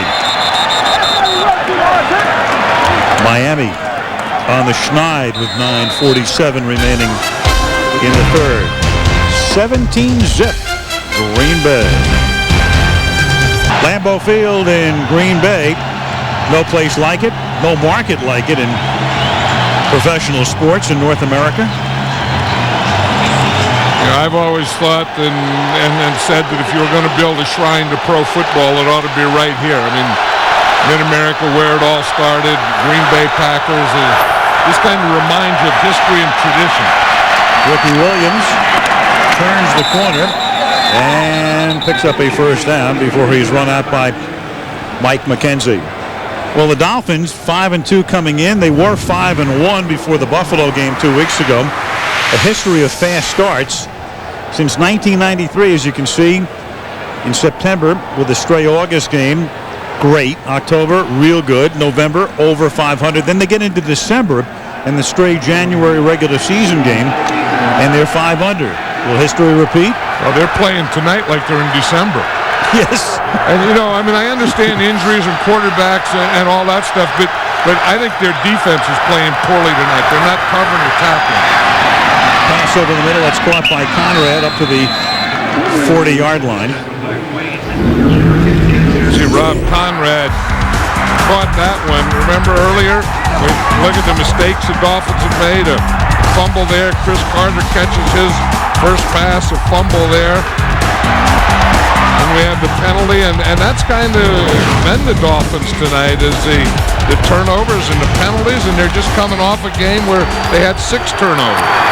And now they're down by 17, and here's Ricky Williams sprinting around the corner, and out of bounds he goes at the 47-yard line for a first down. One thing I expect now that when, as they do this and they start to run the ball, that's going to bring 8 men up. That the Packers, are going to get closer and closer to the line of scrimmage, tighter and tighter. In fact, they did one thing. They just brought in Aaron Campman now, and Mike Sherman was telling us the other night, if they want to run, we're going to play Campman at that land instead of KGB. First down. Only 2 passes have been caught by Miami wide receivers tonight. And there's Williams taken down by the rookie Marcus Anderson after a gain of 2. It was funny. They just put Campman in there at that right end, and he just ran in a stunt, just ran right into the hole. And then we talk about the 8th man up. Here it is right here. You have 7, then you bring your safety up, and that gives you the 8th man. So you should have a free hitter. And the free hitter should come right there, Marcus Anderson. Now in the starting lineup, Anderson, 3rd-round draft choice from UCLA. He just has a knack for making plays. 2nd and 9. Good play fake. Pass is on the money, but deflected, intercepted by Nate Wayne, a Monday night star once again. Chris Carter, the intended receiver. The pass was in there, broken up. Tyrone Williams with the coverage, Wayne with the pick. And Ray Lucas is thinking, what do I have to do? He really hasn't been throwing interceptions. He's been throwing complete passes. Remember, he throws that one earlier to Chris Carter. He throws this one. 2nd down. This is a good pass. I mean, he comes with a short bootleg, and he's going to throw back, throws it right there, and the ball, the defender, and the receiver all get there at the same time. And then, as you say, who's there waiting for it? Nate Wayne. Nate Wayne loves the lights, loves Monday night. For Carter, tough way to come back tonight from the 42-yard line. Here's Green. You're looking at the Packers, and one thing we really haven't touched on, John, is not only are they on their way now to being 7-1, but this is a team, they have been decimated defensively. Vonnie Holliday missed a lot of time. They lost Joe Johnson. They picked him up as a free agent. Darren Sharper's missed a lot of time. Mike McKenzie's missed a lot of time. You're talking about starters defensively. Right, and then they brought these other guys in, and they not only made plays, they made big plays, and they create turnovers. I mean, they make turnovers happen. Second down and 2. Green again. Taken down behind the line of scrimmage. They started the season, did the Packers, with an overtime win against Atlanta, so they eked one out. Then their only loss came to New Orleans. Then the injuries started, but they went into Detroit, beat them, beat Carolina by 3, beat Chicago in the Monday night game, routed New England, and then the win last 2 weeks ago against Washington, and 17-zip tonight. There they are. Tauscher, starter. Johnson, starter. Bauju played in the nickel and dime package, and the rest of the guys who missed time. You know, and in doing that, they've made a heck of a separation in their division, and that's the first thing you have to do is take care of your division. 4-game lead, in fact, at the halfway mark.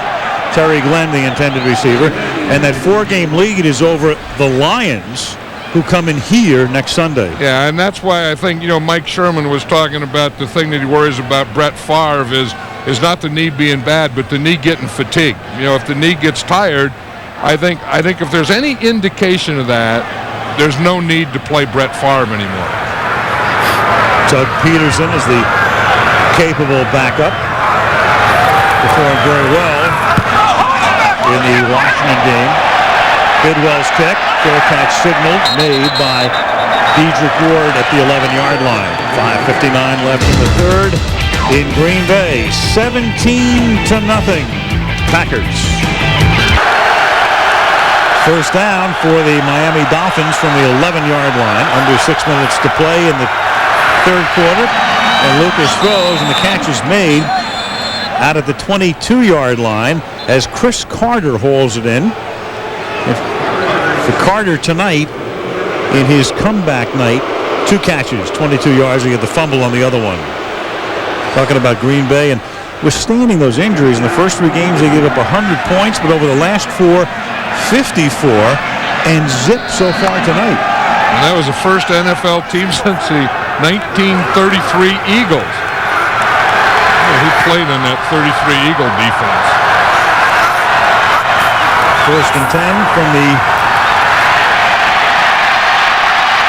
22, and Lucas throws it away.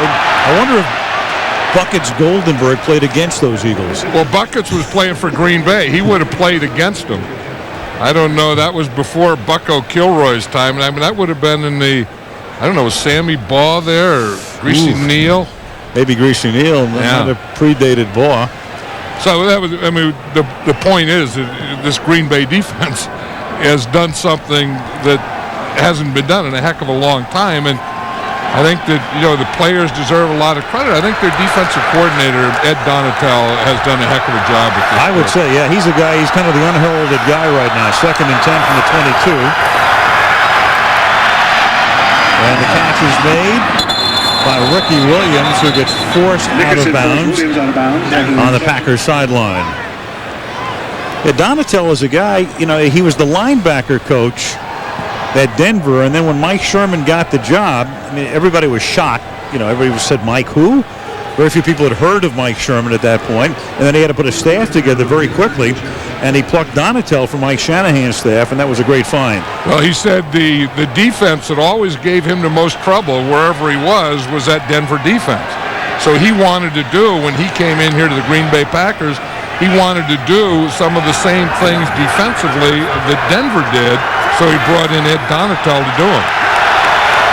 First and 10 from the 32-yard line. Lucas hit as he throws from behind and almost has that one intercepted by Nate Wayne. They're talking about Jason Taylor and his speed. The Green Bay Packers have a guy like that, Bajabiamila, you know, and he can bring it from that side, and he's a guy that is a real playmaker. I mean, he's going to be right here, and he's big, and he has good hand movement. But the thing that impresses me, besides his speed, is the way that he can dip his shoulder and always get into a leveraged position. I mean, I think this guy is going to be a superstar in this league. Second down and 10. Lucas swings it out. Ricky Williams makes the catch, and then staying with him, Tyrone Williams. Good tackle in the open field.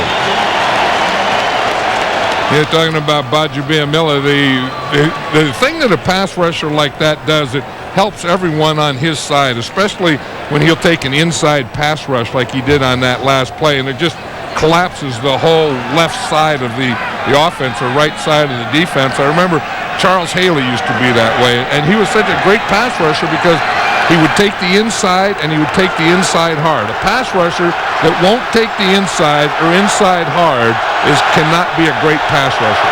Wore the same number did Charles. 3rd and 11. And reaching back for it with a flag is Carter, saying, you know what? I need 2 hands to catch it, and Tyrone Williams will get the penalty. He needs 2 hands to catch it. Tyrone Williams had one of them. Right.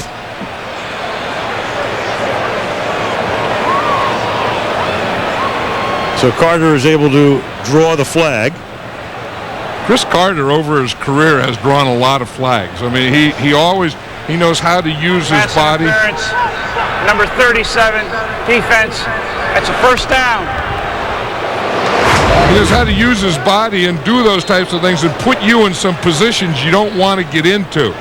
You see here, he's pushing a little with his right hand. You see that?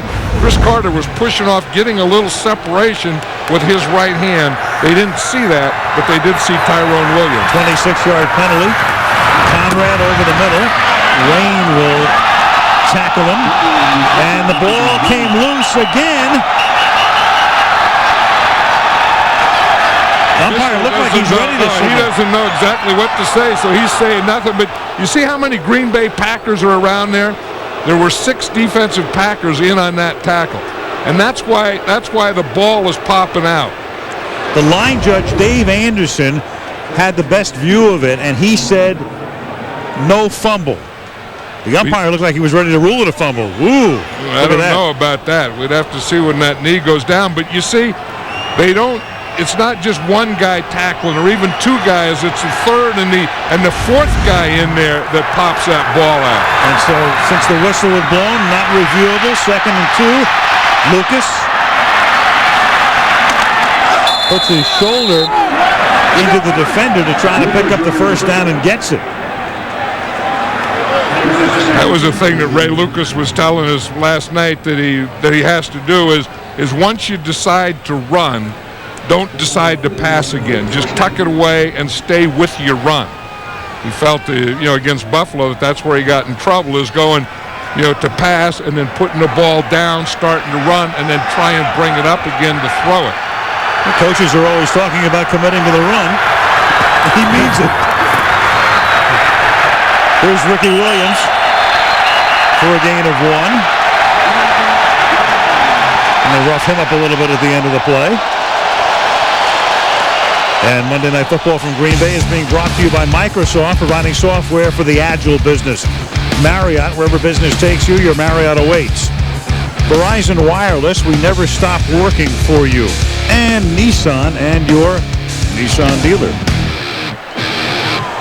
Aerial coverage tonight provided by Budweiser. Lambeau Field. Curly Lambeau. 2nd down and 9 from the 30. Williams comes out of the backfield. Lucas underneath, and that's the first catch tonight by Randy McMichael. We talked about him a little bit earlier. 4th-round draft choice out of Georgia, and what a find he has been. Yeah, every coach you talk to, every player you talk to really likes Randy McMichael, and they all say the same thing, that he's going to be something special. And he reminds everyone of Shannon Sharp. Not only the way he plays and the position that he plays, but the way he talks. He has a little of that Shannon Sharp in him too. But he's quite a guy. I mean, just meeting him last night, I'll tell you that he has a lot of life in him. He's full of juice, this guy. Couldn't wait to see the bus. 3rd and 3. They run a draw, and here is Lucas picking up a first down. So Lucas, who was down on the turf for about 3 minutes, at the end of the first half, it looked for certain he was out of the game and maybe gone for the season. And here he is in the second half, and now he's running for a first down. Yeah, and that's a great thing about these stadiums now and all the technical equipment they have. They have X-ray machines, and so you can go in, you can X-ray it, you can find out if there's anything broken, what it is, and if there's nothing there, they can say, okay, that's it. You can come back and play. But they really do take all the precautions today. Dolphins just 3 points out of their last 19 possessions. Final play of the period is an interception by Darren Sharper, and he's way out in front, and nobody will catch Darren Sharper. Touchdown. 89 yards.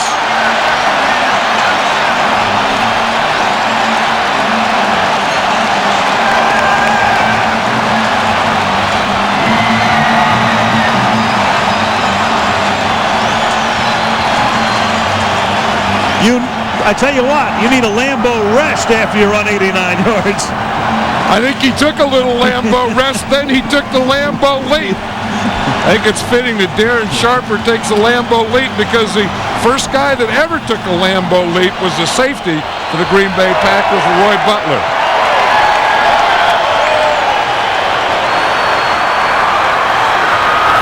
And the quarter ends on that play. The conversion by Longwell. Darren Sharper did everything but pull out a Sharpie. End of 3. 24-0.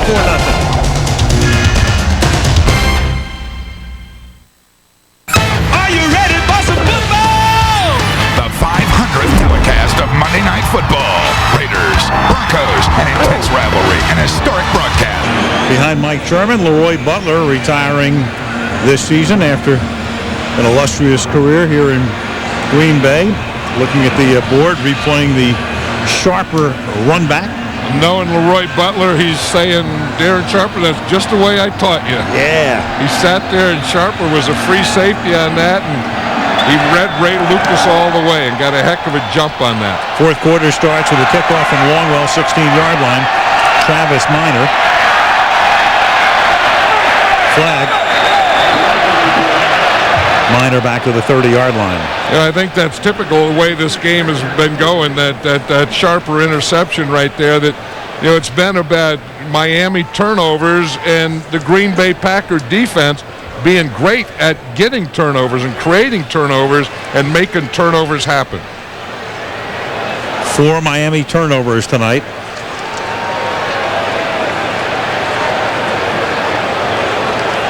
That's not a look that you want to see. You don't want much bend in those bodies. You want alertness and straightness, and you don't want to be caving here. Offsetting fouls. I'll say sometimes the defense gets a little frustrated when the offense has these turnovers, and then because that means that they have to go back out in the field and field position and all these types of things, and so it looks like a little frustration in their defense. Foul after change of possession, holding during the return. Number 43, personal foul. Number 40, face mask on the defense. By rule, the ball will be placed at the 30-yard line because the spot of the foul and the hold are the same spot. It'll be a first down for Miami. Timeout. Whatever. That's verbiage. Say what? Al Michaels, John Madden, and Melissa Stark back in Green Bay. 6 seconds into the fourth period. 24-0 Packers. Draw play here. They give the ball to Travis Minor. Well, as our friend Keith Jackson might say, in this circumstance, Miami is trying to come back with a slow mule and a short rope. a very short rope, and this play here gave him a short rope. Here's Darren Sharper here. Now he's reading right through here to Ray Lucas, and then he's reading this side of the pattern. But watch him get the jump. He even starts to move up. See him move up, get the jump right there, and then, as they say, take it to the house. Second down and 6. Lucas stepping up, swinging it incomplete, intended for Conrad, and let's check in with Melissa. Well, Al, earlier today I spoke to Bill Parcells, who really brought Ray Lucas into the league, and he said, I think of him like a son. We grew up 8 miles apart in North Jersey, and 2 weeks ago, as a joke, before Lucas's first start, Parcells sent him a box of diapers. Well, after his miserable game, he called Parcells and said, I'm going to need a lot more than diapers now. So Parcells gave him this advice. He said, listen, you got to get back in the huddle, and you've got to convince your teammates that you can get the job done. As for tonight, He gave him the same advice he's given every other quarterback that he has coached. He said, get your team in the end zone. Which is something he's been unable to do tonight. 3rd down and 6. And that pass is incomplete, intended for Randy McMichael. And it should be forever noted that if Bill does not come back to coach again, that Lucas was the quarterback who started the last several games of Parcells' coaching career with the Jets in '99. Yeah, as Melissa said, they are friends and they stay in touch. And yeah, I mean, that's pretty good advice. You give a quarterback, just score touchdowns, and it's a little easier, to talk about than it is to do here at Lambeau Field against this Packer defense with this Miami Dolphin offense. Mark Royals sends one into the night air. Darian Gordon from the 26. Flag. 10-yard run back. No one asked me, and pardon the interruption, but I think if I were the Green Bay Packers and Mike Sherman, I think I'd take Brett Favre out here. I think I'd just let Doug Peterson finish the game. Excellent point. Because they have everything under control, and he's coming off that thing, and as Mike Sherman said, the only thing I worry about Brett is not hurting the knee so much anymore, is just the knee getting tired. In the back, number 24, during the return, to be a 10-yard penalty. 1st down for Green Bay. Timeout. A minute into the 4th quarter. 24-0. The Packers on their way to a 7-1 record. SportsCenter, ESPN, following the game here at Lambeau Field, where the Green Bay Packers have been dominant from the 12-yard line now, 1st down, on top 24-0.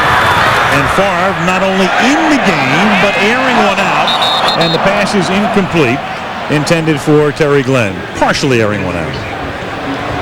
Brett Favre at home, nothing short of sensational. Packers with so much success here through the years.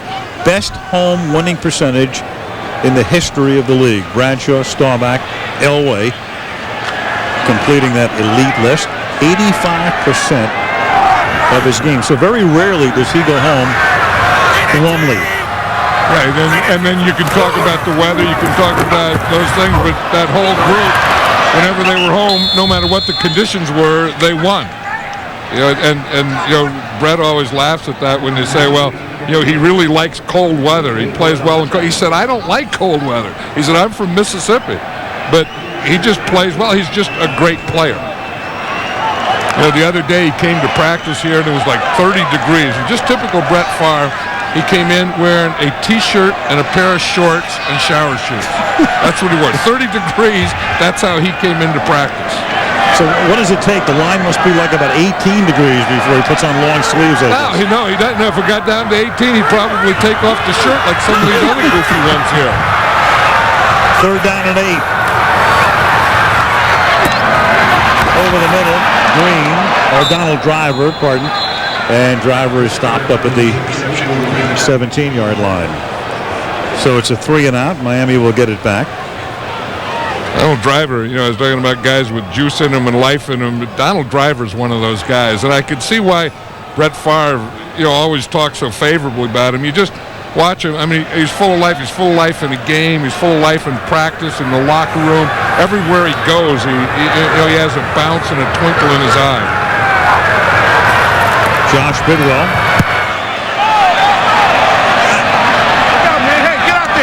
45-yard line, pump fielded Dedrick Ward to the 48-yard line. Robert Ferguson making the tackle. Early in the 4th, 24-0 Green Bay. You know what they're doing here now, Al? You haven't seen it in a long time. They're doing the wave. The wave. It's a good way to stay warm. Seen that in years. And Nate Wayne almost had another interception intended for Rob Conrad. Wayne all over the place tonight. There goes your wave. The other thing, John, is here's a 24-0 game. Monday night, well into the game. In most stadiums, a lot of people would be on their way home. Not here. No, that's Green Bay. I mean, not only do they not leave, they come here to celebrate. They come here to make a memory. They get here early. I mean, an hour and a half before the game. this crowd is like this. 2nd and 10. To the 47 goes Ricky Williams. I think if anyone did leave, the whole side would probably fall down. Town won't open tomorrow until about noon. There's Big Gilbert. I mean, he's done a heck of a job. You know, we talk about the Packer defense and what they've done, and it all starts up there in the front. You know, if you're going to stop the run, you need those 2 big tackles right there in the middle to not give anything. Gilbert Brown's been doing that tonight. 3rd down and 6 from the 47. Over the middle goes Lucas, and that is broken up. Intended for McMichael, and Antoine Edwards, who's been hurt, now working his way back, breaks it up. I think he's been hurt, and then when he worked his way back, they were so impressed with Marquez Anderson that Anderson is starting, and Antoine Edwards can't get his job back. You see here, he's right there, and that's good coverage. So and you can play underneath the way Edwards did then when you have a guy over the top. You see Sharper in there behind him, then you can play aggressively underneath for the interception. Flag on the play. It was 3rd and 5. Offside. Number 94. Defense. Lined up in the neutral zone. This 5-yard penalty does not make a first down. It'll be 3rd down and inches. That's Baja Biamila. Next week, we go to Denver, Oakland, and Denver next Monday night, 500th Monday night. Great way to celebrate it. Now, you would have coached an Oakland-Denver game on Monday night, right? Yes. And you probably won. You only lost one Monday night game. Yeah. The one that we did lose was to Buffalo. 3rd down and 1. And on 3rd and 1, Williams, who was going to be stopped back of the line of scrimmage, not only picks up a first down, but takes a guy down on the bench with him and moves the chains. Well, Ricky Williams showed some speed and quickness there. I mean, he was, you number the holes, even to the right. So you go 2 and then 4 and then 6 and 8. He started in the 2-hole, then went to the 4, then the 6, and then the 8, and then all the way to the sideline. Watch him start in here, boom, bounce out, bounce all the way out, and then turn on the speed right there to get the first down and then take what's ever left.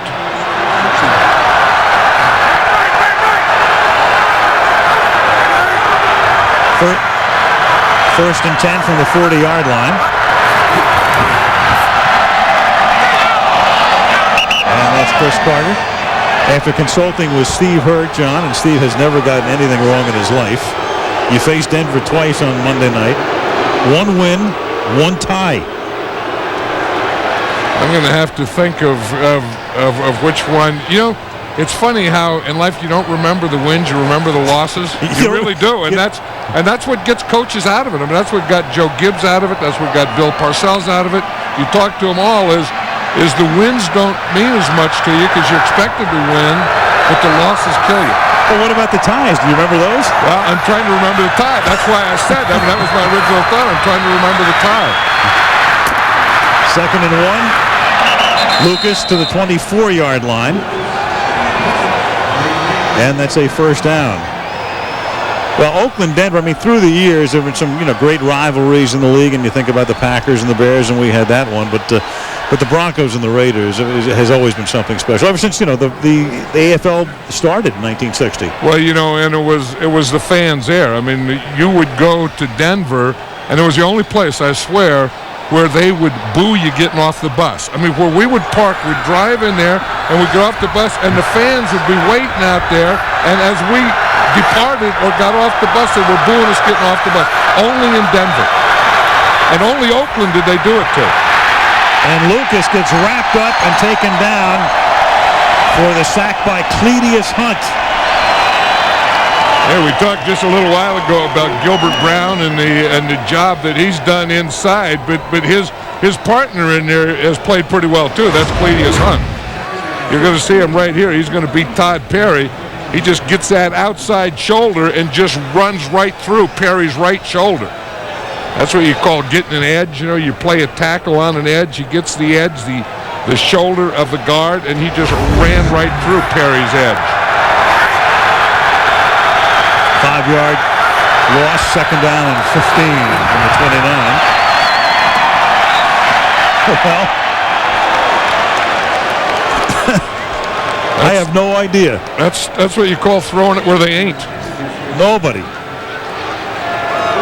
Chambers was the closest guy, maybe 10 yards away. Yeah, I think that was one of the things where Chambers runs an up. You watch him. He's just going to run an up right here and keep going. He runs an up, and Ray Lucas throws an out.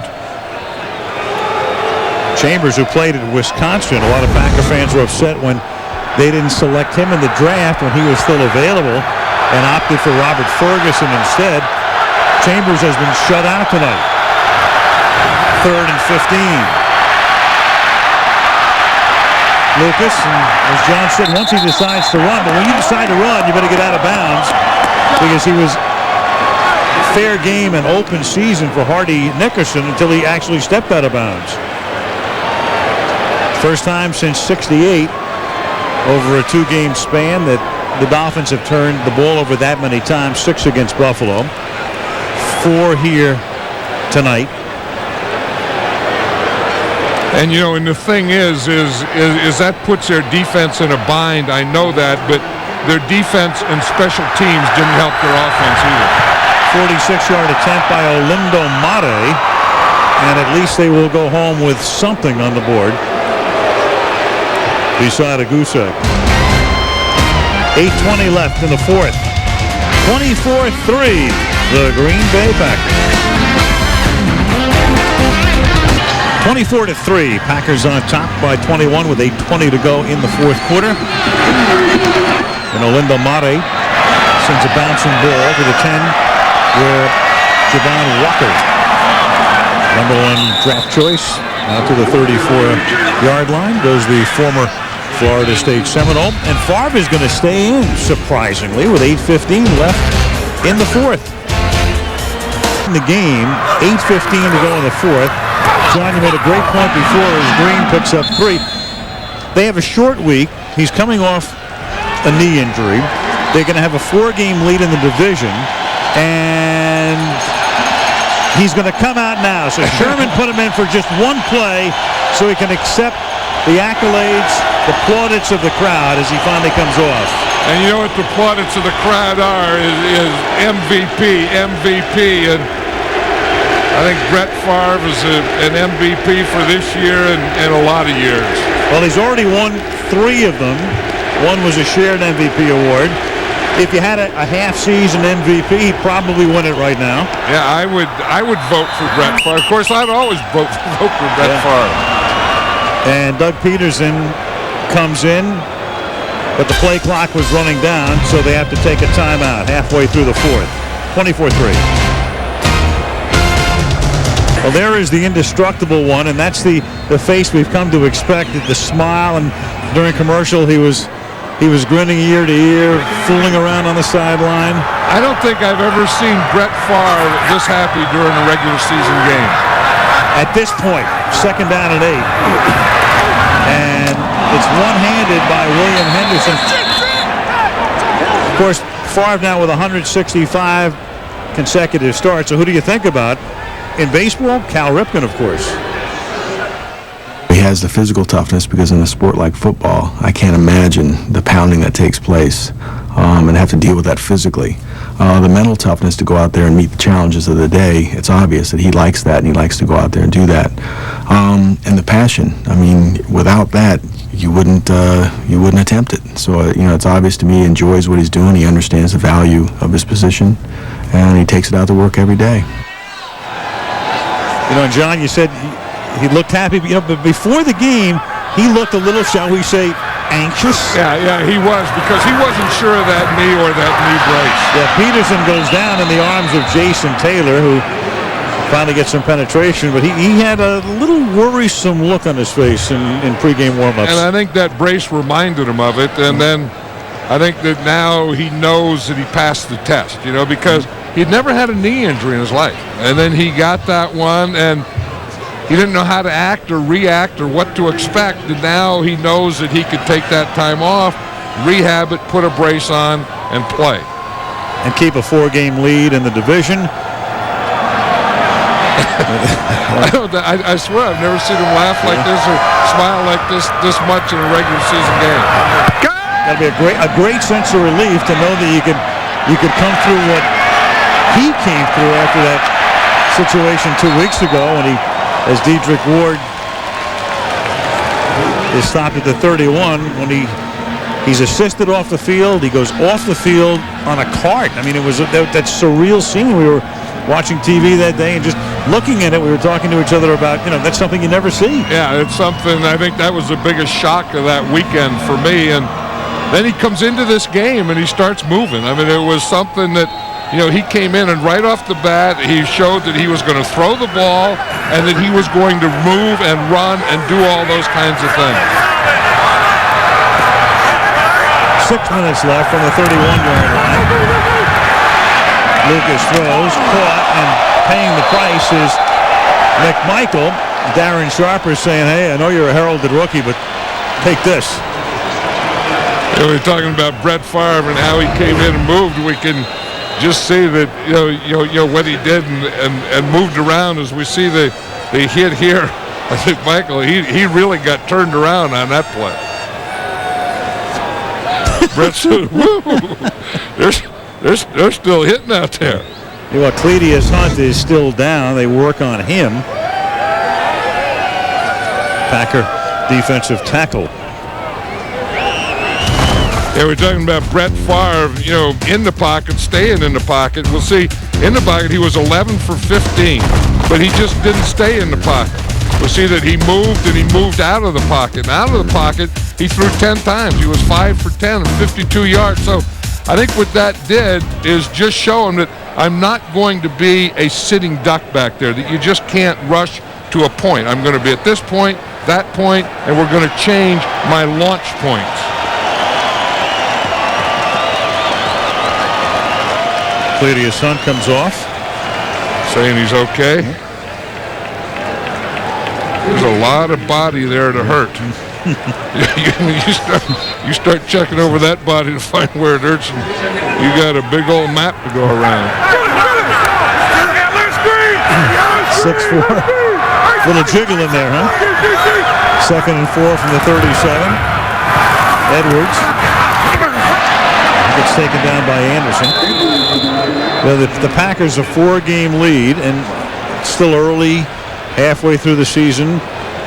But you look down the line, and you think about picking up home field advantage, and with the win tonight, of course, they would be 7-1 in the NFC North, with Chicago and Minnesota to be 5 back. Lucas. And John, when you think of home field advantage in the playoffs, who could have more of a home field advantage than the Packers in their history? 13 home playoff games, their record, 13-0. Right, and that's why it's so big. I mean, I think the first thing you think of is division, winning your division, and then you start thinking of playoff implications and then getting home field. And if the Packers can do that, they're going to be tough. Knocked down by Aaron Campman. And right now, if the season ended tonight, Green Bay would have home field advantage, the best record in the conference. Tampa has not had its off week. The Bucs are 7-2. 49ers and Philadelphia, each 6-2. And this guy here, really, the job that he's doing as general manager and coach and everything has to be one of the underrated coaches in this league. You mentioned the top coaches and the top guys and the jobs they're doing.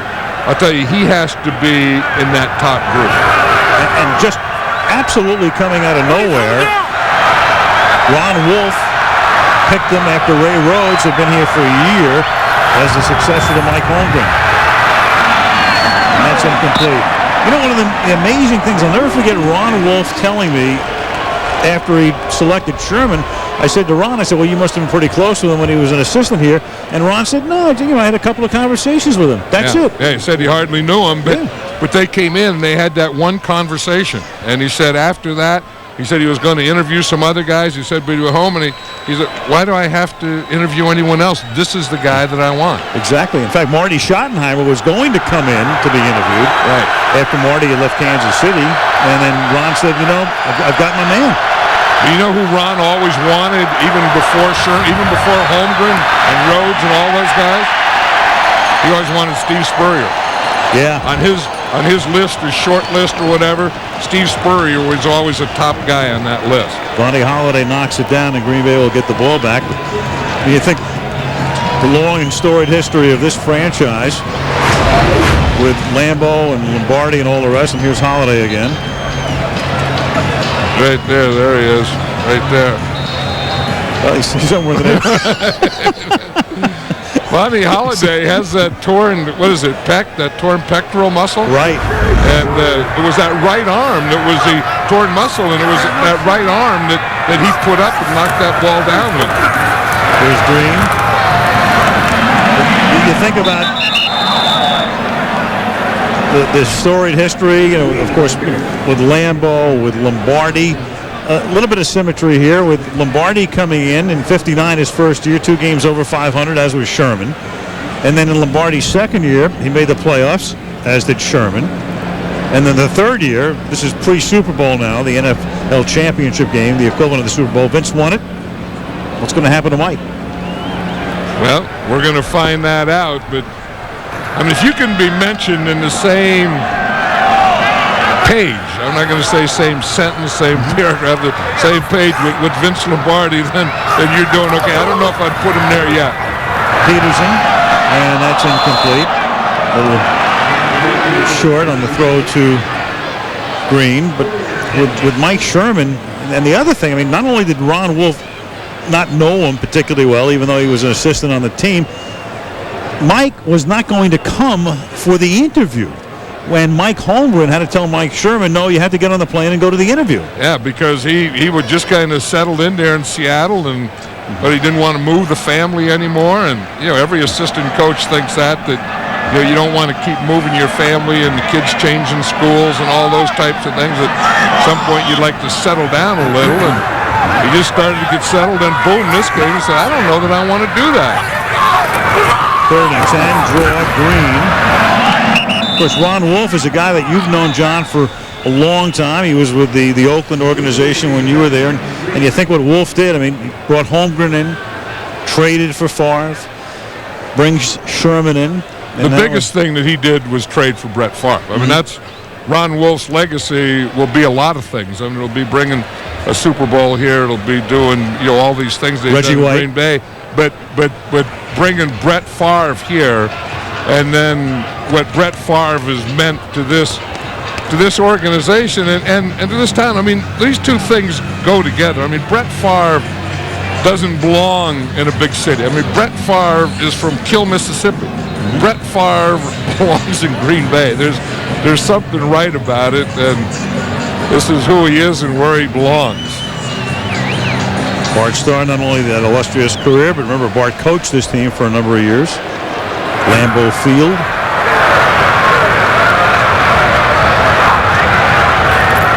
Bidwell. Yeah, I think the football's freeze. These are some ugly kicks, but when it gets below 32, isn't that freezing? Absolutely. I think the footballs are frozen. I think they're kicking frozen footballs. Rocks. Monday Night Football from the Tundra, brought to you by Coors Light, the official beer sponsor of the NFL. Cold down easy. Capital One, what's in your wallet? Wendy's late night pickup window where you can eat great even late. And Dodge, you can take life as it comes, or you can grab life by the horns. Dodge. Green Bay on this Monday night.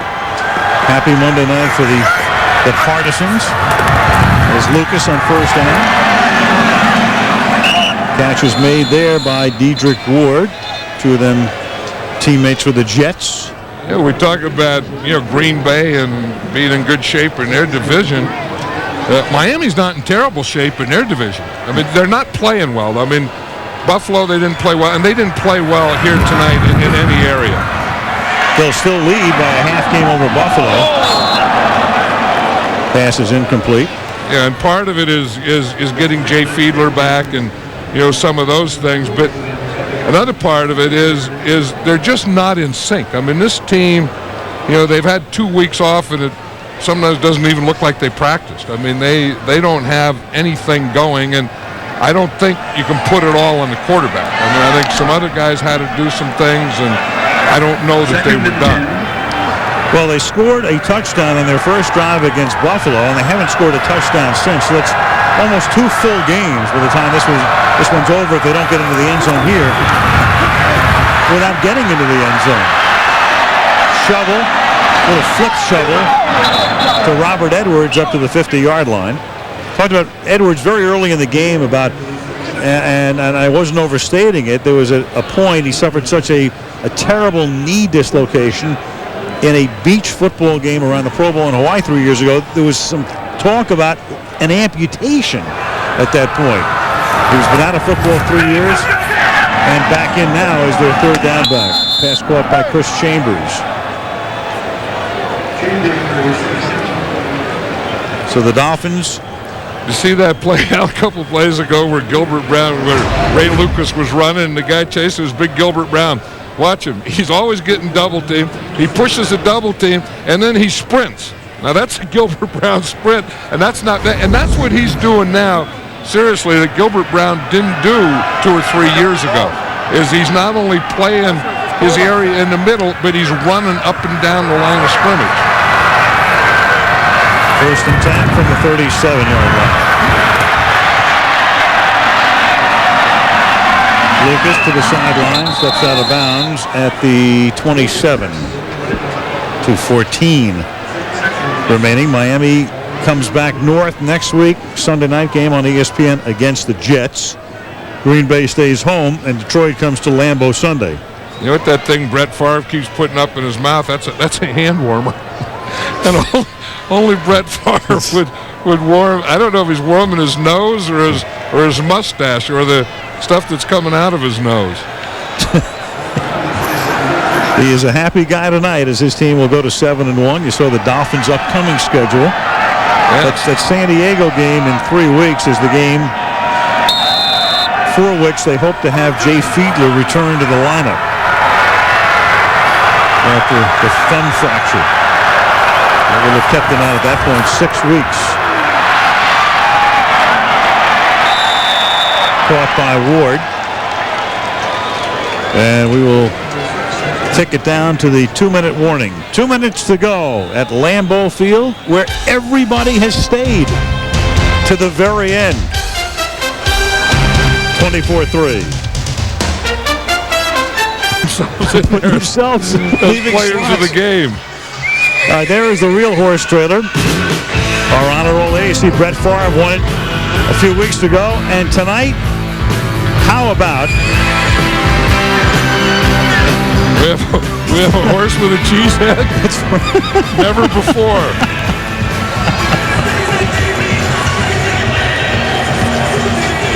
Well, we'll pick our player of the game. Yeah, I don't like any of those. I'm looking over those, and I don't think we want to pick any of that group right there. Not from there. We had a few guys on the bench. Amon Green has had a big night with 72 yards rushing and 71 yards receiving. The defense has performed extremely well, and number 54, Nate Wayne, just saves his best work for Monday nights and has done it again tonight. Yeah, and we talked about the defense and how well the defense have played and creating turnovers and getting turnovers, and Nate Wayne was a big part of that. I mean, he was all over the field and making plays and getting the ball in their offensive hands and those kinds of things. And Brett Favre on the horse trailer will always be there. I mean, we're already hauling him. Oh yeah. He was the player of the game in the game in Champaign against the Bears. 2nd down and 7. Catch is made by Chambers, takes it to the 12-yard line.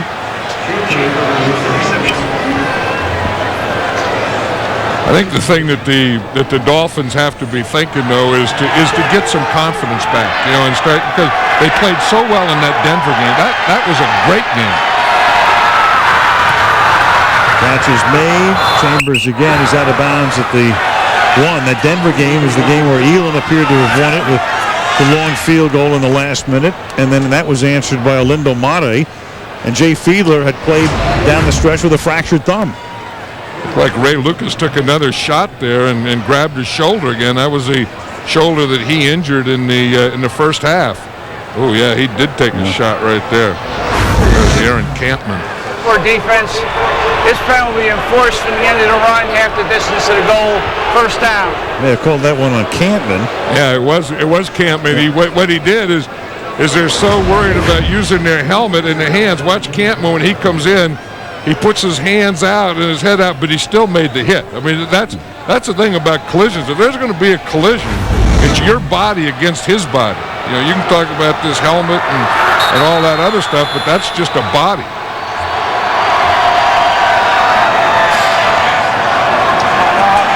And the reason the penalty, of course, it was just a late hit. For two. 30 seconds of duration.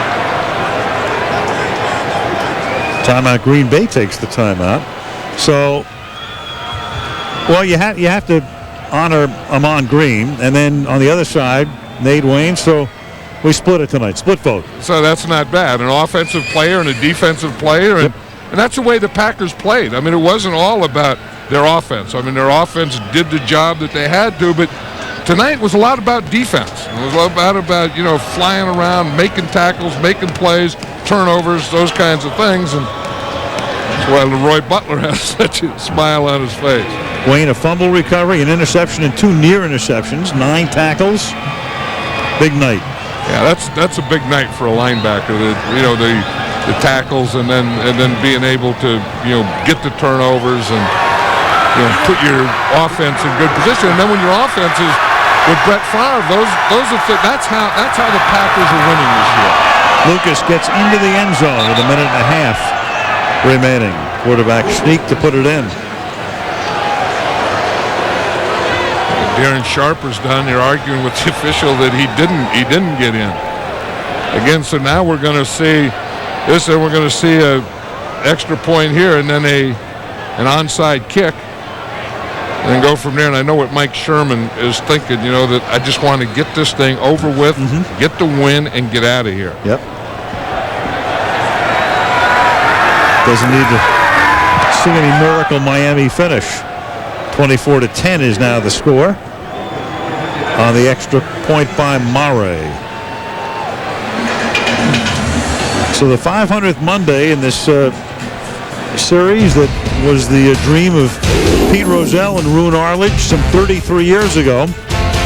And we'll celebrate it in Denver, the Raiders and the Broncos. Monday Night Football next week. Alan, I want to congratulate you for receiving the Walter Cronkite Award last week in Arizona. That was real nice at your alma mater at Arizona State. Very nice of you. Thank you, John. Has inspired our students. Your career has done great honor to ASU.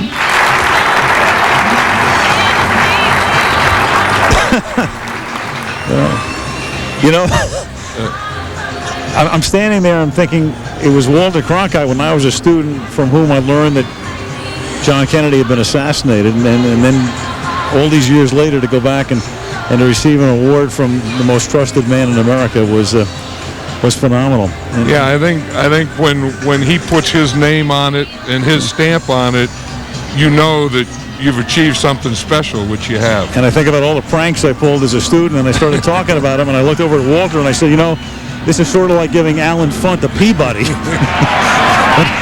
Well deserved. Thank you. And earned. Thank you. And that kickoff, the onside kick attempt, goes out of bounds. Tom White has a little jiggle in him. Yes, he does. He had a long way to go here, too, because the referee sets up back at the goal line. His face is red, but he has white around the ears. I wonder if his face is frozen. You think? I mean, I wondered that about when it gets below 32 degrees. That's freezing. So water freezes, becomes ice. I think footballs, have to freeze, especially those kicking balls. And I think referees' faces sometimes freeze. like off the offside. Number 82 on the kicking team. They have an illegal bat on the receiving team.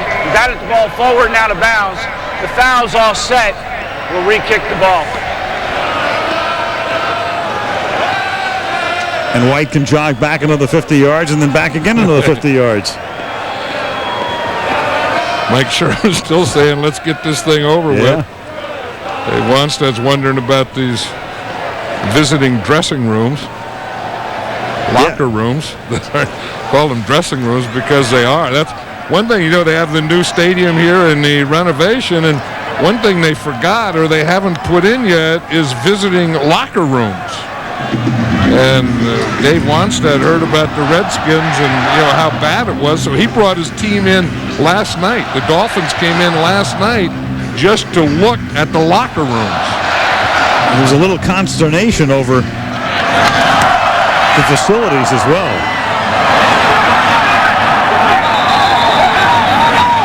And Miami has recovered the onside kick at the 43-yard line. So they're still breathing, just barely, but they are. And there is the visiting team locker room outside the stadium.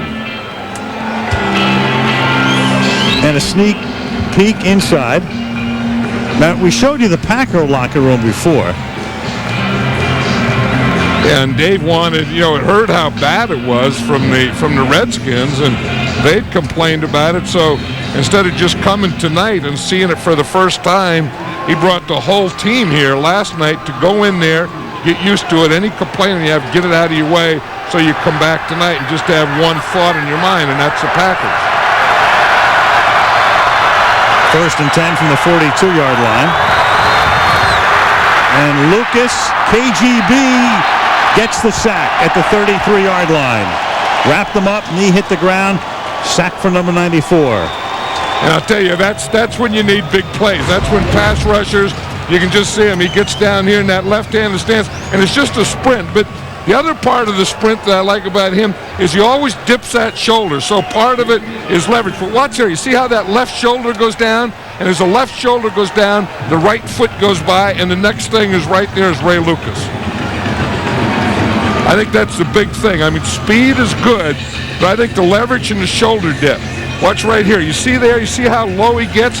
And then he gets underneath anything. And in that position, you're darn near impossible to block. And see, as he goes for the sack, he also goes to chop the ball out of there.